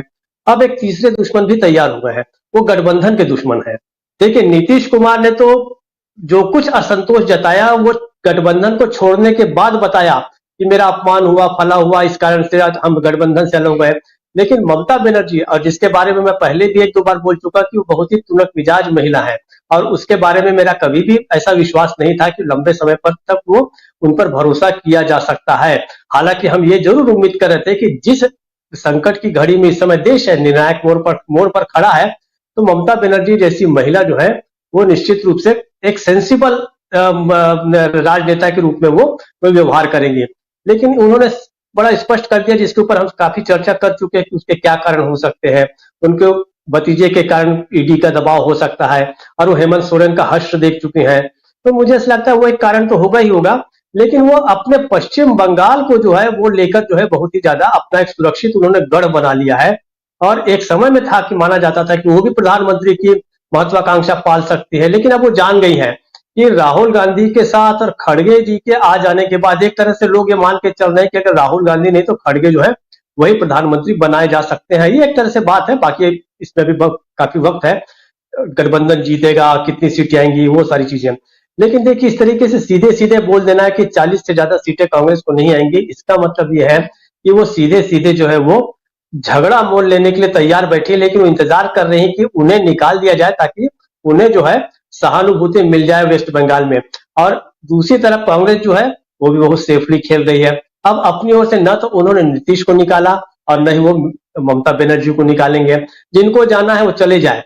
असली बात यह है कि अब कांग्रेस के पास सब चीजों का एक ही जवाब है, वो जवाब है सफल न्याय यात्रा। जिस प्रकार से पहली यात्रा के बाद राहुल गांधी उभरे, कांग्रेस वापस मजबूत हुई, अभी भी वही जवाब है हर चीज का। आपको इंटरनली मजबूत होना है, या गठबंधन के नेतृत्व के रूप में मजबूत होना है, या भारतीय जनता पार्टी को एक बड़ा तगड़ा जवाब चुनाव में देना है, उसका एकमात्र हल जो है, और वो कांग्रेस के हाथ में फार्मूला आ गया है, वो है राहुल गांधी की यात्रा। अभी आप देखिए कि किस तरीके से एक तरह से जनचेतना है वो किस तरीके से बढ़ रही है। वहां पर एक लड़का जो है जिस हिसाब से उसने बेरोजगारी की बात की, उनसे माइक लेकर राहुल गांधी से, वो समझ गया है सारा खेल सत्ता का क्या है। उसने अदानी का नाम भी लिया, सबका नाम लिया, उसने बता दिया कि किस तरीके से जो है वो महंगाई बढ़ रही है, बेरोजगारी बढ़ रही है। इसका मतलब है कि राहुल गांधी की जो यात्रा है वो अपने उद्देश्य जो है वो उससे काफी कुछ वो हासिल करते जा रहे हैं। अंतिम बात, जो अडानी वाला इनका जो अडवाणी जी को जो भारत रत्न जो दिया जा रहा है, मुझे ऐसा लगता है इसके बारे में हम बहुत सीरियस बातें करने के बजाय जो फेसबुक पर सोशल मीडिया पे चल रहा है, दो बातें कही जा रही हैं। एक लाइटर टोन में ही कह रहा हूं मैं, मजाकिया अंदाज में, क्यों कह रहे हैं कि एक तो प्रायश्चित और जो प्रायश्चित के रूप में है नरेंद्र मोदी ने जो उन्हें भारत रत्न देने की घोषणा की है, और दूसरा लोग भी कह रहे हैं कि कहीं वो टाइपिंग मिस्टेक तो नहीं है कि अदानी की जगह पर अडवाणी प्रिंट हो गया है, इसको भी चेक कर लिया जाए। तो ये एक मजाक जो है अगर भारत रत्न को देने के बाद चल रहा है, तो आप जान लीजिए कि कितनी योग्यता है उनमें, और लोगों के सामने बड़ा स्पष्ट हो गया है कि किस उद्देश्यों से जो है वो दिया जा रहा है। अब देखना यह है कि एक तरफ कर्पूरी ठाकुर को भारत रत्न और दूसरी तरफ अडवाणी जी को भारत रत्न, तो दो भारत रत्नों के बीच जो है वो भारत क्या हासिल करता है। राजीव जी, लेकिन हां, बीजेपी क्या हासिल करेगी 2024 के चुनाव में, यह भी देखना दिलचस्प इसलिए होगा कि राम मंदिर, कर्पूरी ठाकुर और नीतीश कुमार, फिर हेमंत सोरेन के साथ जो कुछ हुआ वो, और अब भारत रत्न, लगातार पिछले 10-15 दिनों से आप देख रहे हैं कि कैसे पिच बदलती हुई बीजेपी दिखाई देती है। और अगर पिच बदलती हुई, नैरेटिव सेट करने की कोशिश करती हुई बीजेपी यहां दिखाई देती है, तो राहुल गांधी एक ही धुन, एक ही स्टाइल में आगे बढ़ते हुए नजर आ रहे हैं। क्या राहुल गांधी ने नब्ज को पकड़ लिया है? और उसके अलावा न्याय और अन्याय की बात जब करते हैं तो अडानी को ले आते हैं। एक बार जल्दी से उस 24 सेकंड वाले उस बाइट को सुना देता हूं जहां अडानी और अडवाणी की जो आप बात कर रहे थे डॉक्टर दीपक पाचपोर जी, कि शायद टाइपिंग मिस्टेक तो नहीं हो गया है, लेकिन अडानी के ऊपर राहुल गांधी क्या कुछ कह रहे हैं। 1 मिनट जल्दी से सुनाकर और सीधे आना चाहता हूं संजय कुमार सिंह साहब आपके पास, सुनिए जरा। आप जानते हो हिंदुस्तान में आज न्याय किसके लिए किया जा रहा है? पूरी की पूरी न्याय जो हो रहा है, पता है किसके लिए हो रहा है? अदानी के लिए। अदानी के लिए न्याय किया जा रहा है और बाकी लोगों के लिए अन्याय किया जा रहा है। पूरा ढांचा एक व्यक्ति की मदद करने के लिए चलाया जा रहा है। अदानी के लिए न्याय और बाकी लोगों के लिए अन्याय। इसी न्याय और अन्याय के बीच ये पूरा का पूरा मामला जो है वो दिखाई दे रहा है। और राहुल गांधी इसी राह पे चलते हुए दो बातें उस समय आई थी। पिछली जो पहली इनकी भारत जोड़ो यात्रा थी, जहां मोहब्बत की दुकान की बात थी और डरो मत का नारा था। अब यहां एक और बात आई है न्याय और अन्याय की। न्याय दिलाने के लिए मैं निकला हूं, ये कह रहे हैं राहुल गांधी लगातार। देश की जनसंख्या में अगर अडानी को किनारे कर लें तो उसमें अडवाणी साहब भी आते हैं। क्या अडवाणी साहब को न्याय मिल गया है? ये भी एक सवाल है भारत रत्न देने के बाद भी। खैर, वहाँ न जाते हुए ज़रा आना चाहता हूँ संजय जी आपके पास और आपसे भी समझूं कि ये पूरा का पूरा जो नॉर्थ ईस्ट से निकल के और ये पूरा बिहार, फिर झारखंड, पश्चिम बंगाल, अब उड़ीसा, छत्तीसगढ़, मध्य प्रदेश, ये जो एरिया है यही स्ट्रॉन्ग बेल्ट है माना जाता है बीजेपी का। और पिछली दफ़ा 2019 के अगर इलेक्शन के परिणाम को देखिए तो मैक्सिमम सीट्स बीजेपी यहाँ से निकाल के लाई है। अब इन तमाम अलग अलग मुद्दों को भी रख लिया जाए, अलग अलग तमाम नैरेटिव्स जो सेट करने की कोशिश, जिसमें कर्पूरी ठाकुर भी हैं, मतलब मंडल भी है, और जिसमें कमंडल आज आ गया, ये सबको भी जोड़ दिया जाए, जिसमें राम मंदिर पहले से है, इन सबको जोड़ दीजिए तो क्या अब विन विन सिचुएशन में अब यहाँ एक जो पिछली दफा जो बीजेपी को सीटें हासिल हुई थी उन स्थिति में बीजेपी दिखाई देती है। क्योंकि बकौल श्रवण गर्ग साहब पिछले प्रोग्राम को अगर याद कीजिए तो 50 सीटें अगर बीजेपी लूज कर जाती है तो सरकार बनाना मुश्किल हो जाएगा। और इस एरिया में ही सबसे ज्यादा, क्योंकि राम मंदिर के बारे में अगर आप पूछिए दक्षिण भारत जाकर तो वहां कुछ नहीं है, वहां शिव की घंटी है, राम का नजर कुछ नहीं आता। इसलिए भी जरूरी है कि पूरा का पूरा फोकस बीजेपी का यहां हो। लेकिन इन मसलों के साथ क्या बीजेपी एक उस नैरेटिव को सेट करती हुई दिखाई देती है जहां 2019 के रिजल्ट को रिपीट कर पाए? मुझे नहीं लगता कि बीजेपी कुछ सेट कर पा रही है या कर पाएगी। मुझे लग रहा है कि बीजेपी सिर्फ काउंटर कर रही है। राहुल गांधी के यात्रा से या राहुल गांधी से जो फायदा होगा उसको ये कैसे काउंटर करे, ये इतना ही भर कर पा रहे हैं। और उसमें भी गलतियां हो रही हैं और फिर उसको लीपने पोतने का काम हो रहा है। मुझे नहीं लग रहा कि बीजेपी का ये स्थिति है। उसके कई कारण है, वो अलग है। मतलब एक तो सबसे बड़ा कारण मैं ये मानता हूं कि चूंकि दो ही लोगों को करना है इसलिए उनके पास ये करने प्लानिंग की बहुत बड़ी टीम नहीं है, तो इसलिए वो कर ही नहीं सकते। इसके अलावा मुझे नहीं लगता कि अब वो इस स्थिति में है जिस ढंग से अभी तक काम कर रहे थे कि वो कुछ सेट कर पाए। वो सिर्फ जवाब और मैनेज कर रहे हैं, ऐसा मुझे लगता है। और उसका कारण मैं ये बताता हूं कि मामला सिर्फ उसका नहीं है जो हम लोग देख रहे हैं या जो हम लोगों ने अभी तक चर्चा की। मामला ज्ञानव्यापी मस्जिद का भी है। ज्ञानव्यापी मस्जिद का मामला बहुत ही सीरियस है, बनारस में है, और उसको रोकने की कोशिश करनी चाहिए थी आइडियली। कि वो किधर जाएगा पता नहीं है, माने गड़बड़ा भी सकता है और बीजेपी के अगेंस्ट में भी जा सकता है। अगर दंगा वंगा हो गया, बहुत ज्यादा हो गया, तो नेचुरली वो देश के बाकी हिस्सों में तो उसका असर पड़ेगा ही। और अगर कंट्रोल में भी है तो ये दिखाई दे रहा है कि बीजेपी राम मंदिर के बावजूद ज्ञानव्यापी मंदिर पे कुछ कर नहीं रही है। शासन में सरकार है, ठीक है, कोर्ट का ऑर्डर है, अपनी जगह है, लेकिन सरकार शासन में है और लोकल एडमिनिस्ट्रेशन को चाहिए था कि इसको किसी तरह से ठंडा किया जाता, लेकिन बढ़ रहा है। आज के अखबारों की जो खबर है उससे मुझे लग रहा है, उसकी शीर्षक से या खबर पढ़ के लग रहा है कि सब लोग ये एक्सपेक्ट कर रहे थे कि शायद हाईकोर्ट स्टे कर देगा। वो मैं इसलिए कह रहा हूं कि अखबार में हिंदुओं के लिए तो लिखा गया श्रद्धालु कतार में लगे थे और मुसलमानों के लिए लगा गया कि भीड़ को पुलिस ने खदेड़ दिया। तो जब ये टेम्परामेंट है अखबार में लोगों का और उसके बाद जो शीर्षक लग रहा है उससे ये लग रहा है कि एक्सपेक्टेड ये था कि हाईकोर्ट शायद स्टे दे दे। मैं नहीं जानता, मैं सिर्फ अखबारों की खबरों की बात कर रहा हूं, जो अखबार पढ़ के मुझे जो लग रहा है, तो उससे ये मुझे लग रहा है कि अगर इनको ज्ञानव्यापी को कंट्रोल करना चाहिए था, लोग या अखबार ये एक्सपेक्ट कर रहे हैं और नहीं किया जा रहा है, तो मुझे लग रहा है कि ये एक बड़ी गलती है। लेकिन उसको कंटिन्यू इसलिए किया जा रहा है कि शायद ये फायदा कर जाए और रिस्क नहीं ले सकते हैं। दोनों बातें हैं। मैंने मुझे लगता है कि अगर रिस्क ले सकते, जैसे कह रहे कि 400 सीटें आ रही हैं, तो इसको रिस्क लेना चाहिए था। इससे बीजेपी थोड़ा आइडियल लगती कि हाँ उसने इसको रोक दिया और उसके भरोसे नहीं है, तो वो ये रिस्क भी लेने की स्थिति में नहीं है और ये रिस्क ले रहे।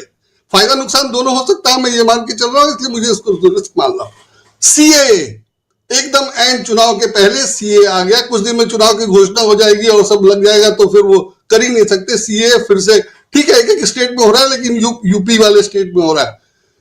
यूसीसी फिर से, और कल के बजट में सरकार का आत्मविश्वास, और सरकार के आत्मविश्वास में वो कैंसर का टीका और पूनम पांडे के निधन की खबर, और आज फिर उसका ये कि नहीं उसका निधन नहीं हुआ है।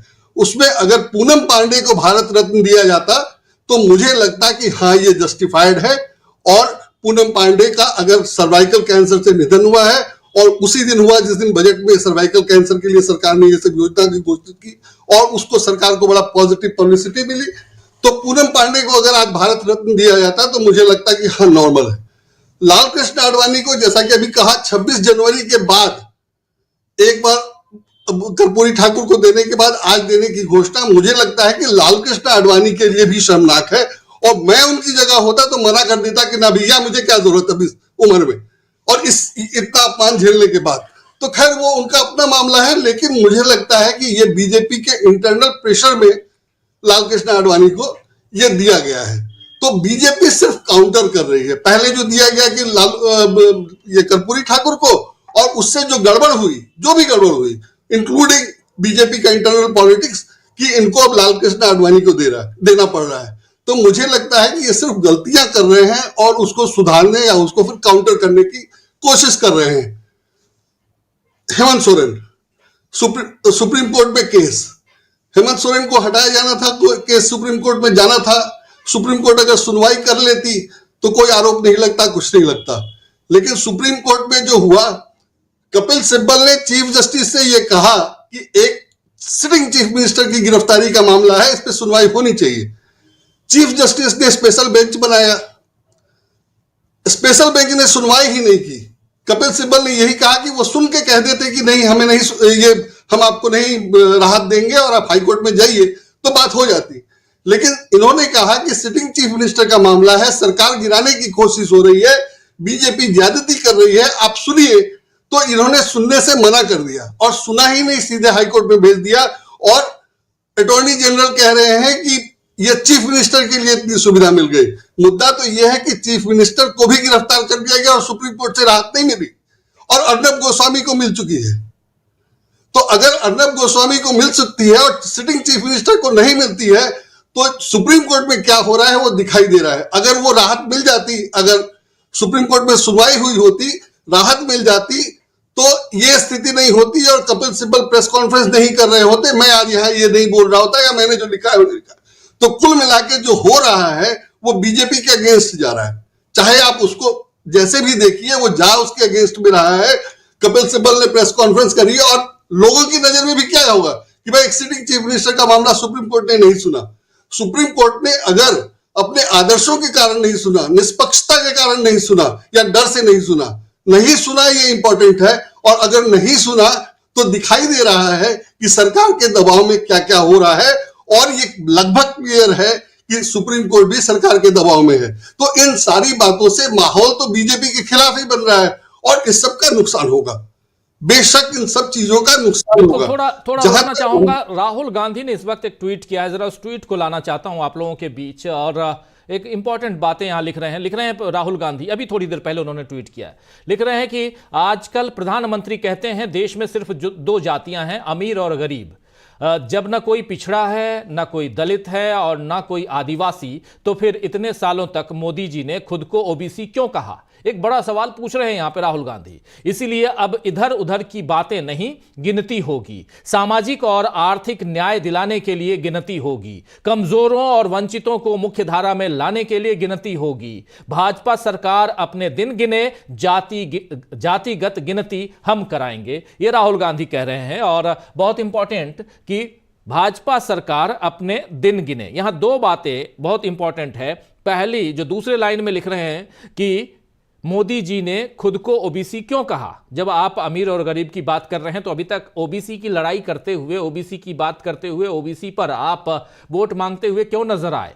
एक बात। और दूसरी बात कि अपनी गिनती गिनी, अब भाजपा सरकार अपने दिन गिने, बाकी काम हम कर लेंगे, जो गिनती गिननी होगी वो हम कर लेंगे कमजोरों और वंचितों को मुख्यधारा में लाने के लिए। ये राहुल गांधी एक क्रिएटिव और साफ नजर आ रहा है जो अभी तक हम चर्चा कर रहे हैं। जरा इसको अब हटाइए स्क्रीन से, और साफ हम चर्चा यही कर रहे हैं, अभी तक यही बात आ रही है कि राहुल कहीं ना कहीं मजबूती अपनी दिखा भी रहे हैं। उनके जो ट्वीट्स आ रहे हैं, उनके जो भाषण हैं, आप याद कीजिए कि 2022-23 में जो उनकी यात्रा थी, उस यात्रा के बाद ये जो यात्रा है एक कॉन्फिडेंस से भरी हुई यात्रा मणिपुर से ही दिखाई दे रही है। और जिसमें शुरुआत में भी उन्होंने जो भाषण दिया था मणिपुर में, जहां हमारी टीम और मैं खुद मौजूद था, उस भाषण को भी देखिए। और उसके बाद जितने भाषण दे रहे हैं, लगातार हमले हो रहे हैं राहुल गांधी के ऊपर। हमले से मतलब पॉलिटिकल हमला की बात कर रहा हूं, और उस हमले के बाद भी राहुल गांधी यहां टूटे हुए नजर नहीं आ रहे हैं, एक चुनौती पेश कर रहे हैं। जरा इस पे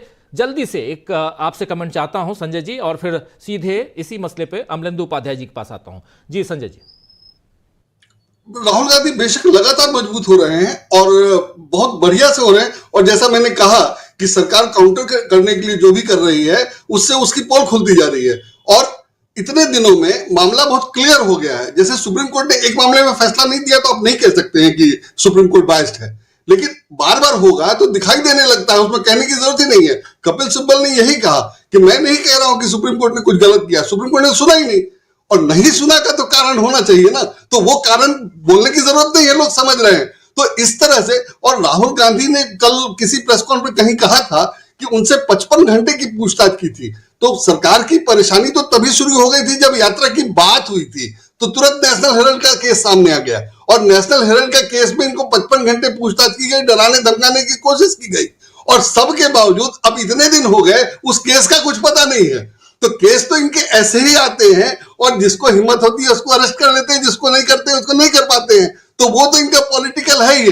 वो बेचारा आदिवासी था, इसने गिरफ्तार कर लिया। मैं तो यही कह रहा हूं कि कोई दमदार होता तो नहीं कर पाते, और वो आदिवासी था, इसने गिरफ्तार कर लिए, और पूरी संभावना थी कि वो गड़बड़ हो जाते, क्योंकि अगर वो अपनी पत्नी को और भाभी को बनाते और वो सब झगड़ा होता तो। लेकिन वो पार्टी थी और कांग्रेस थी कि उसको संभाल लिया, और इनको नुकसान हो गया जो ये एक्सपेक्ट कर रहे थे। तो हो रहा है, सिर्फ ये काउंटर कर रहे हैं और बचाव की कोशिश कर रहे हैं, मैं ऐसे ही देखता हूं।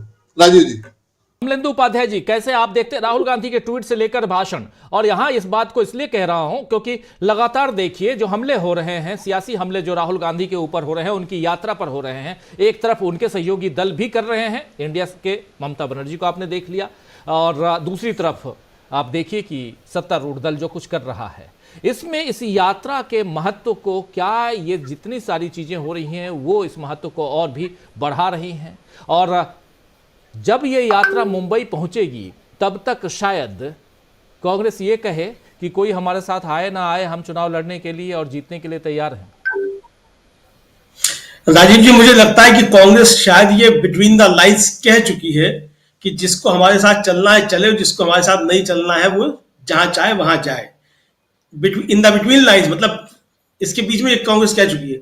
राहुल गांधी का जो बार राजीव जी एक पुराना वीडियो जो वायरल होता है कि जिसको रहना है हमारे साथ रहे, और जिसको जो कमजोर है जिसको जाना है वो आरएसएस में जाए, तो वो ये संदेश केवल कांग्रेस के कार्यकर्ताओं को ही नहीं है, ये संदेश तमाम उन क्षेत्रीय दलों को और उन लोगों को भी है जो भारतीय जनता पार्टी से लड़ने की हिम्मत नहीं रखते हैं।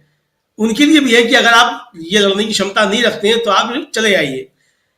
तेजस्वी यादव मजबूती के साथ अगर राहुल गांधी के साथ खड़े रहते हैं और ईडी से पूछताछ के बाद निकल करके विक्ट्री का साइन बनाते हैं राजीव जी, और हेमंत सोरेन गिरफ्तारी से पहले वीडियो जारी करके कहते हैं कि मैं लड़ूंगा, झुकूंगा नहीं, तो ये बता देता है कि राहुल गांधी के साथ कौन किस मजबूती के साथ, किस दमदारी के साथ खड़ा हुआ है, और राहुल गांधी तय कर चुके हैं। अगर ममता बनर्जी कह रही है कि कांग्रेस की 40 सीटें भी नहीं आएंगी, तो क्या ममता बनर्जी 40 सीटें लाकर के और 61 सीटें उत्तर प्रदेश से अखिलेश यादव लाकर के सरकार बना लेंगे और ममता बनर्जी और अखिलेश यादव प्रधानमंत्री बन जाएंगे? तो यानी आप खुद ही इस बात को स्वीकार कर रहे हैं कि मोदी जी आ रहे हैं। फिर इसका मतलब अगर कांग्रेस 40 सीटें लेके आ रही है, ममता बनर्जी की अगर ये बात मान ली जाए, तो आप कह रही हैं कि मोदी जी आ रहे हैं लौट करके, तो क्या मोदी जी के लिए आप रास्ता साफ कर रहे हैं? तो ये कुल मिला के मुझे लगता है राजीव जी कि राहुल गांधी भी इस बात को अच्छे तरीके से समझ चुके थे कि कहां कहां क्या क्या चुनौतियां आ सकती हैं, और ये भारत जोड़ो न्याय यात्रा जो है, इसमें न्याय शब्द को जोड़ना जो है, ये इस बात की तरफ इशारा करता है कि राहुल गांधी समझ चुके थे कि इस न्याय के रास्ते में कहां कहां अन्याय होंगे और कौन कौन लोग किस किस तरीके अन्याय कर सकते हैं। तो ये सारी चीजें धीरे धीरे एक तरीके से जो सामने आती जा रही है। सवाल ये नहीं है कि पश्चिम बंगाल में कांग्रेस या तृणमूल कांग्रेस अलग होकर के लड़ते हैं नहीं लड़ते हैं, सवाल ये है कि वहां हमले जो है एक दूसरे पे किस तरीके से किए जा रहे हैं। सवाल ये है, कांग्रेस ने बहुत अच्छा कुल मिलाकर किया, लेकिन अभी जो राहुल गांधी ने जो राजीव जी किया एक तरीके से, और जो आज उनका भाषण था अडानी को लेकर के, उसमें बहुत सी चीजें राहुल गांधी ने एकदम फिर स्पष्ट कर दी और ये तय कर दिया राहुल गांधी ने कि उनका एजेंडा जो है वो तय है, उस एजेंडे से राहुल गांधी विचलित होने वाले नहीं है। जो इस एजेंडे पे राहुल गांधी के साथ चलना चाहता हो वो चले, और जो इस एजेंडे से विचलित होना चाहता है वो जहां चाहे वहां चला जाए। कुल मिलाकर के राहुल गांधी ने ये कर दिया और ये बड़ा खेल जो है कर दिया है।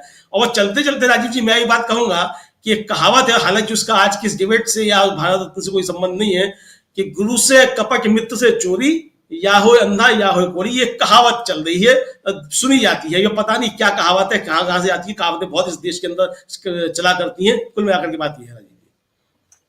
अपने यहाँ ऐसी बहुत सारी कहावतें हैं और जिसका कई बार हम लोग जिक्र करते भी हैं।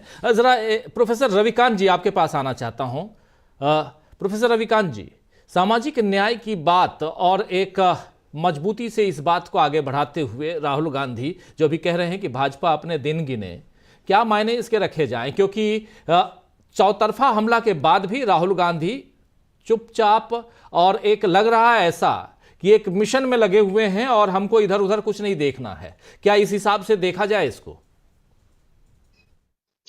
निश्चित तौर पर यह खुली चुनौती है नरेंद्र मोदी के लिए कि आप कुछ भी कर लें, आप ईडी के पूरा टेड्डी दल छोड़ दें विपक्ष पर, और विपक्ष मुक्त भारत बनाने की जो आप कोशिश कर रहे थे, उसमें राहुल गांधी से लेकर के तेजस्वी यादव तक, हेमंत सोरेन तक, और अभी संजय जी ने बहुत अच्छी बात की कि हेमंत सोरेन पर तो ईडी जिस तरह से उनको गिरफ्तार करती है, ये हिम्मत उनकी और जगह नहीं हो सकती। और जिसको मिली थी जमानतें मिली कई ऐसे लोगों को, प्रभावशाली लोगों को, लेकिन साहब एक आदिवासी को नहीं मिल सकती। लोकतंत्र को जिस तरह से बंधक बनाया है इन लोगों ने, वो दिखाता है कि राहुल गांधी सही रास्ते पर है। और राहुल गांधी, हम लोगों को जो ये समय देखना पड़ रहा है, कई बार हमें ये लगता है कि इस अन्याय के लिए, इस तानाशाही शासन के लिए हम लोग अभिशप्त हैं, लेकिन इसी दौर में हम एक ऐसे शख्स को भी देख रहे हैं जो इस पूरे तानाशाही सत्ता तंत्र को चीरते हुए धीरे धीरे ही सही, लेकिन लोकतंत्र की एक रोशनी पैदा कर रहा है, एक उम्मीद की लौ पैदा कर रहा है, जो डरो नहीं का नारा दे रहा है। और जिस तरह का साइकोलॉजिकल माहौल बनाया गया, रोज बनाया जाता है, 2 घटनाएं प्रायोजित की जाती हैं, डर पैदा किया जाता है और लोगों को खामोश करने की जो लगातार कोशिश होती है, उसके खिलाफ राहुल गांधी जिस तरह से डट करके खड़े हैं और हम लोग गवाह हैं इस समय के। तो मुझे लगता है कि आने वाले वक्त में जब ये इस समय का इतिहास लिखा जाएगा, तो इसमें इस निराशा और नाउम्मीदी के बीच राहुल गांधी के इस पूरे भारत जोड़ो न्याय यात्रा और भारत जोड़ो यात्रा, इन दोनों का जिक्र बहुत गोल्डन अक्षरों में किया जाएगा। तो राहुल गांधी खुली चुनौती दे रहे हैं कि आपको जो करना है, आपको लोगों को डराना है, सीए एनआरसी से डराना है, यूसीसी से डराना है, या लोगों को जैसे मैतेई और कुकी समुदाय के बीच में आपने जो झगड़ा पैदा किया, खुल करके राहुल गांधी कह रहे हैं, तो देश का विभाजन करना हो, उत्तर और दक्षिण के बीच आपको लड़ाई करनी हो, संघवाद पर हमला करना हो, और सबसे ज्यादा इस देश के मिडिल क्लास पर, गरीब लोगों पर हमला। ये नोटबंदी क्या था? गरीबों पर हमला था। जीएसटी क्या है? इस देश के सभी व्यवसायियों पर हमला है। किसानों को के साथ तो जो नरेंद्र मोदी ने किया उसे कौन नहीं जानता है। 750 किसानों की शहादत हुई, उसके बाद आपने केवल वो वापस लिए, और आज भी जो वादे किए थे वो आप पूरे नहीं हुए। तो ये सरकार तो लगातार हमले कर रही है। अन्याय वो एक थोड़ा सोफिस्टिकेटेड शब्द है, मैं उसको थोड़ा और ब्लंटली बोल रहा हूं कि ये हमले थे दलितों पर। ऊना से लेकर के और हाथरस तक जो हुआ, नरेंद्र मोदी की गवर्नमेंट में 150% से ज्यादा दलित उत्पीड़न की घटनाएं हुई, और महिलाओं के साथ जो हो रहा है वो तो दुनिया देख रही है उसको। मणिपुर में जो हुआ, बिल्किस बानो के साथ जो हुआ, महिला पहलवानों के साथ हुआ, इससे ज्यादा भयानक कभी आप देख सकते हैं क्या? क्या आप उसके बारे में सोच सकते हैं? ये कभी नहीं हो सकता है। तो चाहे इज्जत पर हमला हो रहा हो, उस पर अन्याय हो रहा हो, लोगों के पेट पर हमला हो रहा हो, लोगों के पीठ पर हमला हो रहा हो, या उनके पूरे भविष्य पर हमला हो रहा हो, ये क्या है? आप स्कूल बंद कर दे रहे हैं, 5 किलो राशन की आपने लाइन में लगा दिया, इसको सामाजिक न्याय कहते हैं क्या? ये है सामाजिक न्याय कि आप 5 किलो राशन की लाइन में लगा दें? राहुल गांधी इन सब पर बात कर रहे हैं, और इसीलिए वो कह रहे हैं कि अब टू मच हो गया, बहुत आपने लोगों को गुमराह किया, आपने लोगों से वादे किए थे और लोगों ने उन पर भरोसा किया।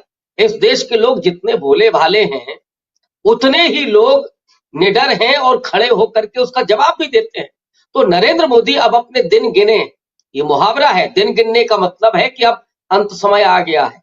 तो बीजेपी की सत्ता का ये अंत समय आ गया है, और राहुल गांधी ने इसको लिख दिया है, और मुझे लगता है कि ये खुली किताब होगी। ये इबारत है देश के जनता के लोगों के उनके एहसासों की कि अब मोदी जी बस बहुत हो गया है। आपने जो इस देश को दे दिया है, जो आप चाहे पत्रकारिता में देख लीजिए, लोकतंत्र के सूचकांक में आप देख लीजिए, आप असमानता के सूचकांक में देख लीजिए, अडानी तो आप दिन रात दिन उनकी धन संपत्ति बढ़ रही है, वो धन्ना सेठ हुए जा रहे हैं, लेकिन यहाँ गरीब लोगों की बाढ़ आई हुई है।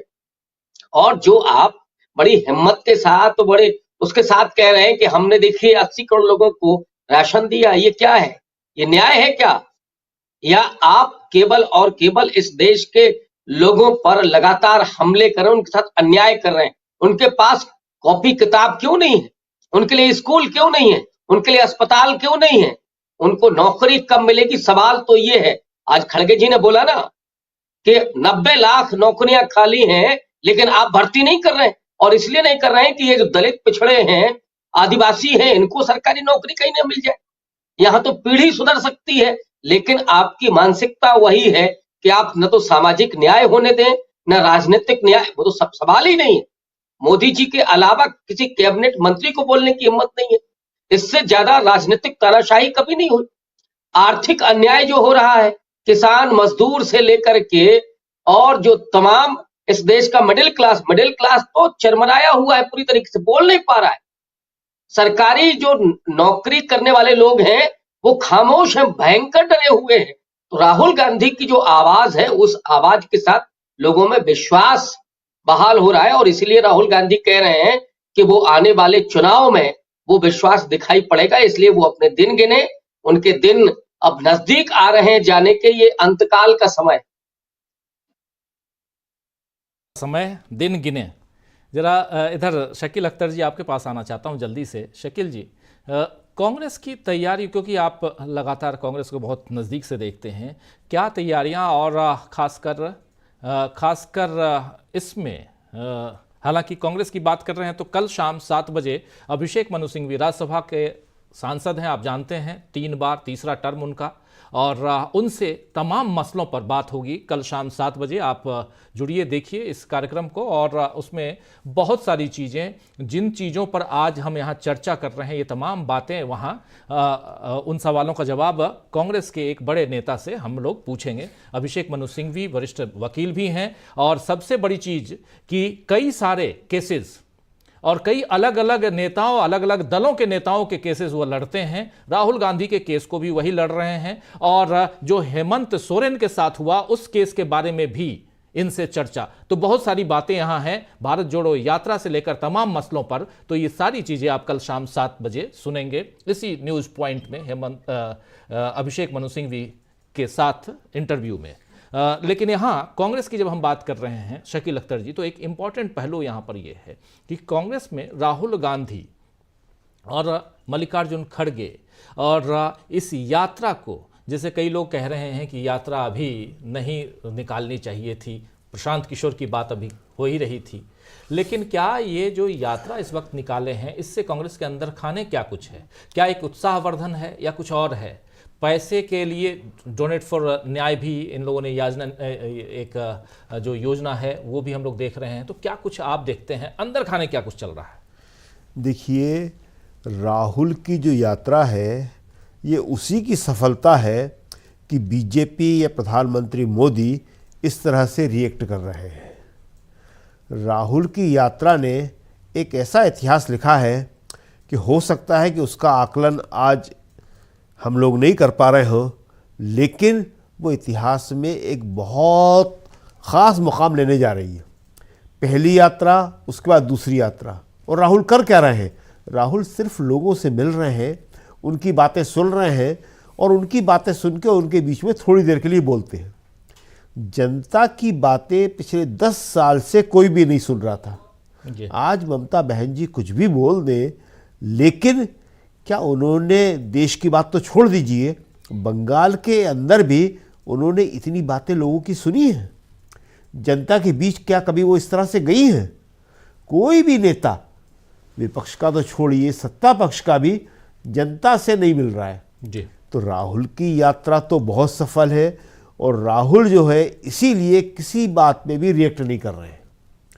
राहुल जो है सिर्फ और सिर्फ एक बात कर रहे हैं कि देश की जनता बहुत ज़्यादा परेशान है, पूरा देश अडानी को दिया जा रहा है, बेरोज़गारी, सबसे ज़्यादा उनका जो जोर है बेरोज़गारी के ऊपर है, क्योंकि वो युवाओं से मिल रहे हैं। अभी आपने देखा कि वो हर युवा को बात करते हैं, उसको माइक दे देते हैं, उससे सुनते हैं। अग्निवीर पे उन्होंने बोला। तो राहुल गांधी इस बात को समझ रहे हैं कि देश में जब तक युवाओं को काम नहीं मिलेगा तब तक देश प्रगति नहीं कर सकता है। बाकी सारी बातें जो है वो झूठी है और वो देश को अंदर से खोखली कर देंगी। और इसीलिए जो विपक्ष के इतने सारे दल जुड़े हैं वो इसीलिए राहुल के साथ आके जुड़े हैं, इसीलिए कांग्रेस के साथ जुड़े हैं कि उन्हें मालूम है कि बिना राहुल के या कांग्रेस के जो है विपक्षी एकता बन नहीं सकती, हम मोदी जी से मुकाबला कर नहीं सकते। तो राहुल की यात्रा का तो बहुत बड़ा इम्पैक्ट है, इसमें तो कोई कहने की बात ही नहीं है कि राहुल की यात्रा क्या इम्पैक्ट कर रही है। हाँ, ये बात ज़रूर कही जा सकती है कि शायद अभी देश जो है उसको पूरी तरह समझ पाने में असमर्थ है, न यात्रा को समझ पा रहे हैं और न राहुल जो कर रहे हैं उसको समझ पा रहे हैं। देखिए, राहुल ने आज तक कोई भी बात ऐसी नहीं कही है जो देश के खिलाफ हो, जो समाज के खिलाफ हो, जो युवा के खिलाफ हो, किसान के खिलाफ हो, मजदूर के खिलाफ। वो हर बात ऐसी कर रहे हैं जो इस देश को आगे ले जाने की बात हो। और इसी वजह से उनकी इस यात्रा में आप देखिए, मणिपुर से लेके और मिजोरम तक, असम, बंगाल, बिहार और यहाँ झारखंड, कहीं पे लोग कम दिख रहे हैं क्या? हर जगह लगता है कि ये सबसे ज़्यादा लोग यहीं पे आ गए हैं। तो ये राहुल की यात्रा की बहुत बड़ी सफलता है और इसी यात्रा की दम पे जो है कांग्रेस और विपक्षी गठबंधन, जो हमें लगता है कि बहुत बड़ी तादाद में लोग साथ में रहेंगे, वो नरेंद्र मोदी का मुकाबला करेंगे। जी बिल्कुल बिल्कुल, नरेंद्र मोदी का मुकाबला। और ये जो धीरे धीरे आखिर जनता के बीच तो आना ही होगा। लेकिन गर्ग साहब, क्या सारे पत्ते बीजेपी ने खोल दिए हैं? अगर देखिए पिछले 15 दिनों में घटनाक्रम को देखिए तो राम मंदिर के बाद लगातार धीरे धीरे, अभी और भी बहुत कुछ हम लोगों के सामने आने वाला है, आएगा ही, लेकिन जो कुछ है ये क्या एक उस भय को, एक डर को, उस चीज को दर्शाता हुआ नजर नहीं आता, जिसमें राहुल गांधी की यात्रा भी है, जिसमें इंडिया गठबंधन, जब से इस गठबंधन की बात हुई है उसके बाद से ही प्रधानमंत्री नरेंद्र मोदी क्या क्या नाम नहीं देते आए इस गठबंधन को। और अब चूंकि देश ऑलरेडी चुनावी मोड में जा चुका है, चुनाव की घोषणा हो ना हो, लेकिन यहां जब पत्ते खोलने वाली बात है तो आज लालकृष्ण आडवाणी को भारत रत्न देना, जो अगर देना ही था तो 26 तारीख से पहले दे देते, 25 तारीख को जिस दिन घोषणा हुई उस दिन दे देते। तो उस हिसाब से देखा जाए तो यहां पर क्या कहीं ना कहीं एक प्रेशर मोदी जी के ऊपर भी है, जो अपने आप को वैसा दिखाने की कोशिश नहीं करते हैं? और क्या वो प्रेशर भारत जोड़ो यात्रा के कारण है, भारत जोड़ो न्याय यात्रा के कारण है, इंडिया गठबंधन के कारण है? ये माना जाए, क्या कैसे देखा जाए इसको? राजीव जी, मोदी जी ने अपने पत्ते अभी नहीं खोले हैं। मोदी जी अपने पत्ते कभी पूरी तरह खोलते ही नहीं है। वो वक्त आने पर वक्त के हिसाब से पत्ते चलते हैं। जैसे आपने देखा, उन्होंने कर्पूरी जी के साथ आडवाणी जी को नहीं दिया, उन्होंने कर्पूरी जी के बाद देर से दिया उन्होंने आडवाणी जी को, और काफी टाइमिंग के साथ दिया उन्होंने आडवाणी जी को।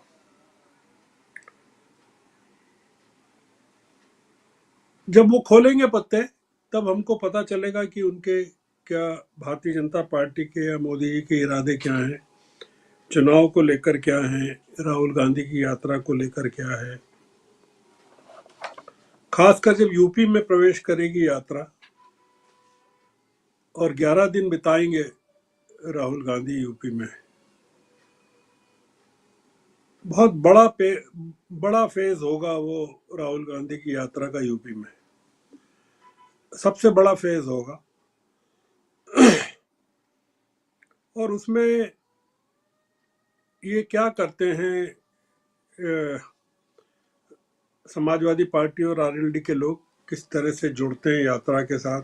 झारखंड में जैसे हुआ, आपने देखा जो सपोर्ट हुआ, ये जो पूनम पांडे को लेकर जो सर्विकल कैंसर की जो फेक न्यूज चली,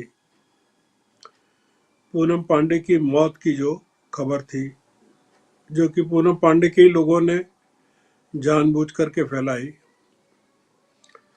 हमारी मीडिया में बहुत सारी पूनम पांडे बैठी हुई हैं और वो इंडिया अलायंस की मौत की फेक खबरें रोज फैलाती हैं कि इंडिया अलायंस की मौत हो गई है। उनको सुपारी मिली हुई है इस बात के लिए कि आप फेक न्यूज फैलाइए।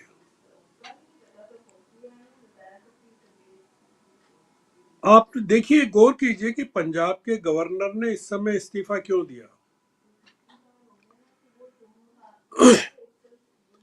बनवारी लाल पुरोहित पत्रकार हैं बेसिकली, अगर आप उनका देखें, और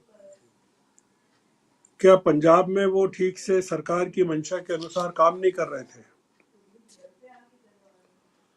हमको अब झारखंड के बाद पंजाब पर नजर रखना चाहिए कि क्या अगला हमला पंजाब पर होने वाला है। आपने पूछा, इसलिए बता रहा हूं कि क्या मोदी जी ने या बीजेपी ने अपने सारे पत्ते खोल दिए। ये सरकार जिस संकट में है वो, उसमें राजीव जी अभी राहुल गांधी का काम काफी बढ़ गया है। देखिए, जैसे जैसे सरकार का संकट बढ़ेगा वैसे वैसे राहुल गांधी का काम बढ़ेगा। ऐसा नहीं है, उल्टा नहीं है कि जैसे जैसे संकट बढ़ेगा वैसे इंडिया अलायंस का काम कम होते जाएगा। ये एक जो चुनाव है, जो इन्होंने कहा भुवनेश्वर में आडवाणी जी ने कि ये चुनाव आखिरी चुनाव होगा अगर मोदी जी जीत गए तो, या बीजेपी जीत गई तो, उसके बाद रूस जैसी व्यवस्था हो जाएगी भारत में, पुतिन जैसी व्यवस्था हो जाएगी। इस चीज को ममता नहीं समझ रही है, इस चीज को इंडिया अलायंस के सारे घटक, अरविंद केजरीवाल नहीं समझ रहे हैं, पंजाब के मुख्यमंत्री नहीं समझ रहे हैं।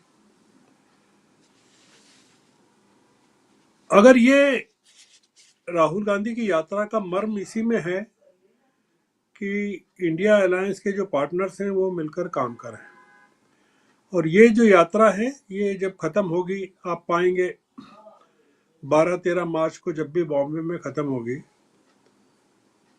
उस तब तक इंडिया अलायंस का पूरा शेप सामने आ जाएगा कि अब क्या, किस जगह इंडिया अलायंस खड़ा हुआ है और कितनी सीटें एनडीए जीत सकता है या नहीं जीत सकता और चुनाव की स्थिति क्या होगी। अभी मोदी जी ने अपने पत्ते पूरे खोले नहीं है राजीव जी, और अभी इस समय राहुल गांधी को 2-3 राज्य और निपटाना पड़ेंगे, उसके बाद बीजेपी अपने असली स्वरूप में सामने आएगी। और हो सकता है कि यूपी में जब ये पहुंचे तब शायद सामने आए, ऐसा मेरा मानना। आपके पास टाइम नहीं है, इसलिए मैं अपनी बात यही खत्म कर रहा हूँ। इंपॉर्टेंट बात आप कह रहे हैं, हो सकता है कि यूपी में जब ये यात्रा पहुंचे, क्योंकि 11 दिन का जो सफर है यूपी का है और छोटा मोटा वो नहीं, सबसे ज्यादा यानी सबसे लंबा वक्त यूपी में गुजारने वाले हैं, उत्तर प्रदेश में राहुल गांधी गुजारने वाले हैं। दो बातें यहां देखने वाली होगी जो यहां श्रवण गर्ग साहब कह रहे हैं। पहली बात ये कि क्या कितनी मजबूती के साथ समाजवादी पार्टी और आरएलडी दोनों साथ रहते हैं इस यात्रा में, कितना साथ देते हैं, कितना साथ निभाते हैं। और जब वहां पहुंचेगी और तब तक यानी कि कुछ राज्य ऑलरेडी राहुल गांधी कवर कर चुके होंगे, जिसमें ओडिशा भी है, जिसमें छत्तीसगढ़ भी, ये तमाम राज्य कवर कर चुके होंगे राहुल गांधी। तो क्या इसके बाद कुछ और पत्ते खुलने वाले हैं? क्या इसके बाद राहुल गांधी जो हैं वो उनके लिए ये यात्रा और कठिन होगी या आसान होगी? कांग्रेस के चेहरे पे जो खुशियां हैं वो बढ़ेंगी या घटेंगी? बहुत सारे सवाल होंगे जैसे जैसे यात्रा आगे बढ़ रही है, क्योंकि एक पॉलिटिकल चेंजेस आप देख रहे हैं इस यात्रा के साथ साथ। इसलिए ये जरूरी है कि इस पॉलिटिकल चेंजेस को देश में ही नहीं, अलग अलग प्रदेशों में, और इन प्रदेशों में बीजेपी किसी भी ढंग से प्रशासन पर, शासन पर अपना हक जमाना चाहती है ताकि 2024 का लोकसभा चुनाव उसके लिए आसान हो पाए। एक छोटा सा क्लोजिंग कमेंट चाहता हूं संजय कुमार सिंह साहब आपसे कि क्या जो बातें यहां रख रहा हूं, क्योंकि ये इंपॉर्टेंट पहलू है, और यहां से उत्तर प्रदेश तक, क्योंकि उत्तर प्रदेश से फिर यात्रा मध्य प्रदेश में जाएगी, फिर राजस्थान जाएगी, फिर गुजरात, और फिर 20 मार्च को ये यात्रा समाप्त होगी मुंबई में। तो ये जो क्योंकि पूरा का पूरा आप पॉलिटिकल जो चेंजेस देख रहे हैं यात्रा के साथ साथ ही है, इसीलिए भी इस यात्रा की समीक्षा बहुत जरूरी हो जाती है, भले लोग करें ना करें। कैसे क्लोजिंग कमेंट?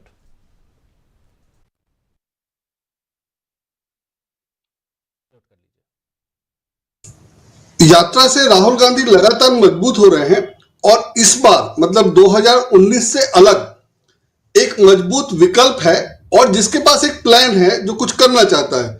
और दूसरी तरफ बीजेपी सरकार की नेगेटिविटी है, अक्षमता है, अयोग्यता है और जो उसने मनमानियां की सो है, वो सब साफ है, अब बहुत क्लियर हो गया है। पहले लगता था कि नहीं, और अब लोग खुल के कह भी पा रहे हैं। और उसमें अगर दबाव सुप्रीम कोर्ट और चुनाव आयोग तक है तो उसका असर भी वोटर्स पे है। जो हालात बने हैं उसमें मुझे लगता है कि वोटर अभी कुछ कहने की बजाय, या ममता बनर्जी को भी मैं बेनिफिट ऑफ डाउट दूंगा कि वो अभी ये कह करके राहुल गांधी के खिलाफ करके थोड़ा शांति शायद खरीद रही हैं या शांति के चाहत में हैं। और मुझे लगता है कि वोट जो देने के दिन सब लोग अपनी जगह वोट सही देंगे और उसका असर उसी दिन दिखाई देगा। अभी बोलने के लिए हिम्मत चाहिए और वो हिम्मत जाहिर है कि सब लोगों में नहीं है। जब असर उसका, अगर दबाव है, माने अगर उसको मैं डर ना कहूं, दबाव ही कहूं, तो भी दबाव है, वो स्पष्ट है। तो कोई भी क्यों खुलकर बोलना चाहेगा और क्यों पंगा लेना चाहेगा? और अगर ममता बनर्जी नहीं ले रही है डर से या वैसे भी, तो कोई और क्यों ले? लेकिन उसका असर वोट पर तो पड़ेगा ही, क्योंकि जो राहुल गांधी ने अपने आप को एस्टेब्लिश कर लिया है और पहले जो उनको प्रचारित करके जो पप्पू कहा गया था, तो उसका नुकसान कि झूठ बोल करके उनको पप्पू साबित किया गया और वाकई राहुल गांधी जो है सो दिखाई दे रहा है। तो दोनों का असर वोटर पे होगा और वोटर वोट देने के समय इस बात का ख्याल रखेगा, तो वो दिखाई देगा। फेंस सीटर से इलेक्शन रिजल्ट तो फेंस सीटर से ही बदलता है। जो पक्के वोट हैं वो तो अपनी जगह रहेंगे ही दोनों तरफ, तो उससे तो कुछ फर्क नहीं पड़ना है। तो फेंस सीटर्स काफी होंगे और वो थोड़े मोड़े नहीं होंगे, बहुत ज्यादा होंगे। और मुझे लगता है कि पक्के वोटर्स भी बदलेंगे और तभी आडवाणी को आज भारत रत्न देना पड़ा है।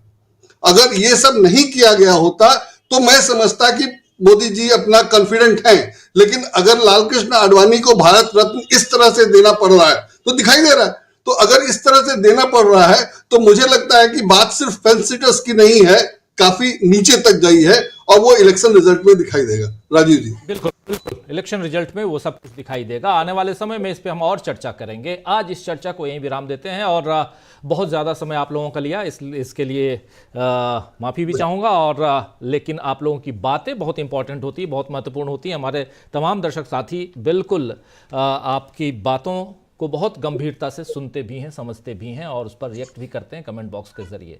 बहुत बहुत शुक्रिया अदा करना चाहता हूं श्रवण गर्ग साहब आपका, बहुत बहुत शुक्रिया। संजय कुमार सिंह साहब इधर स्टूडियो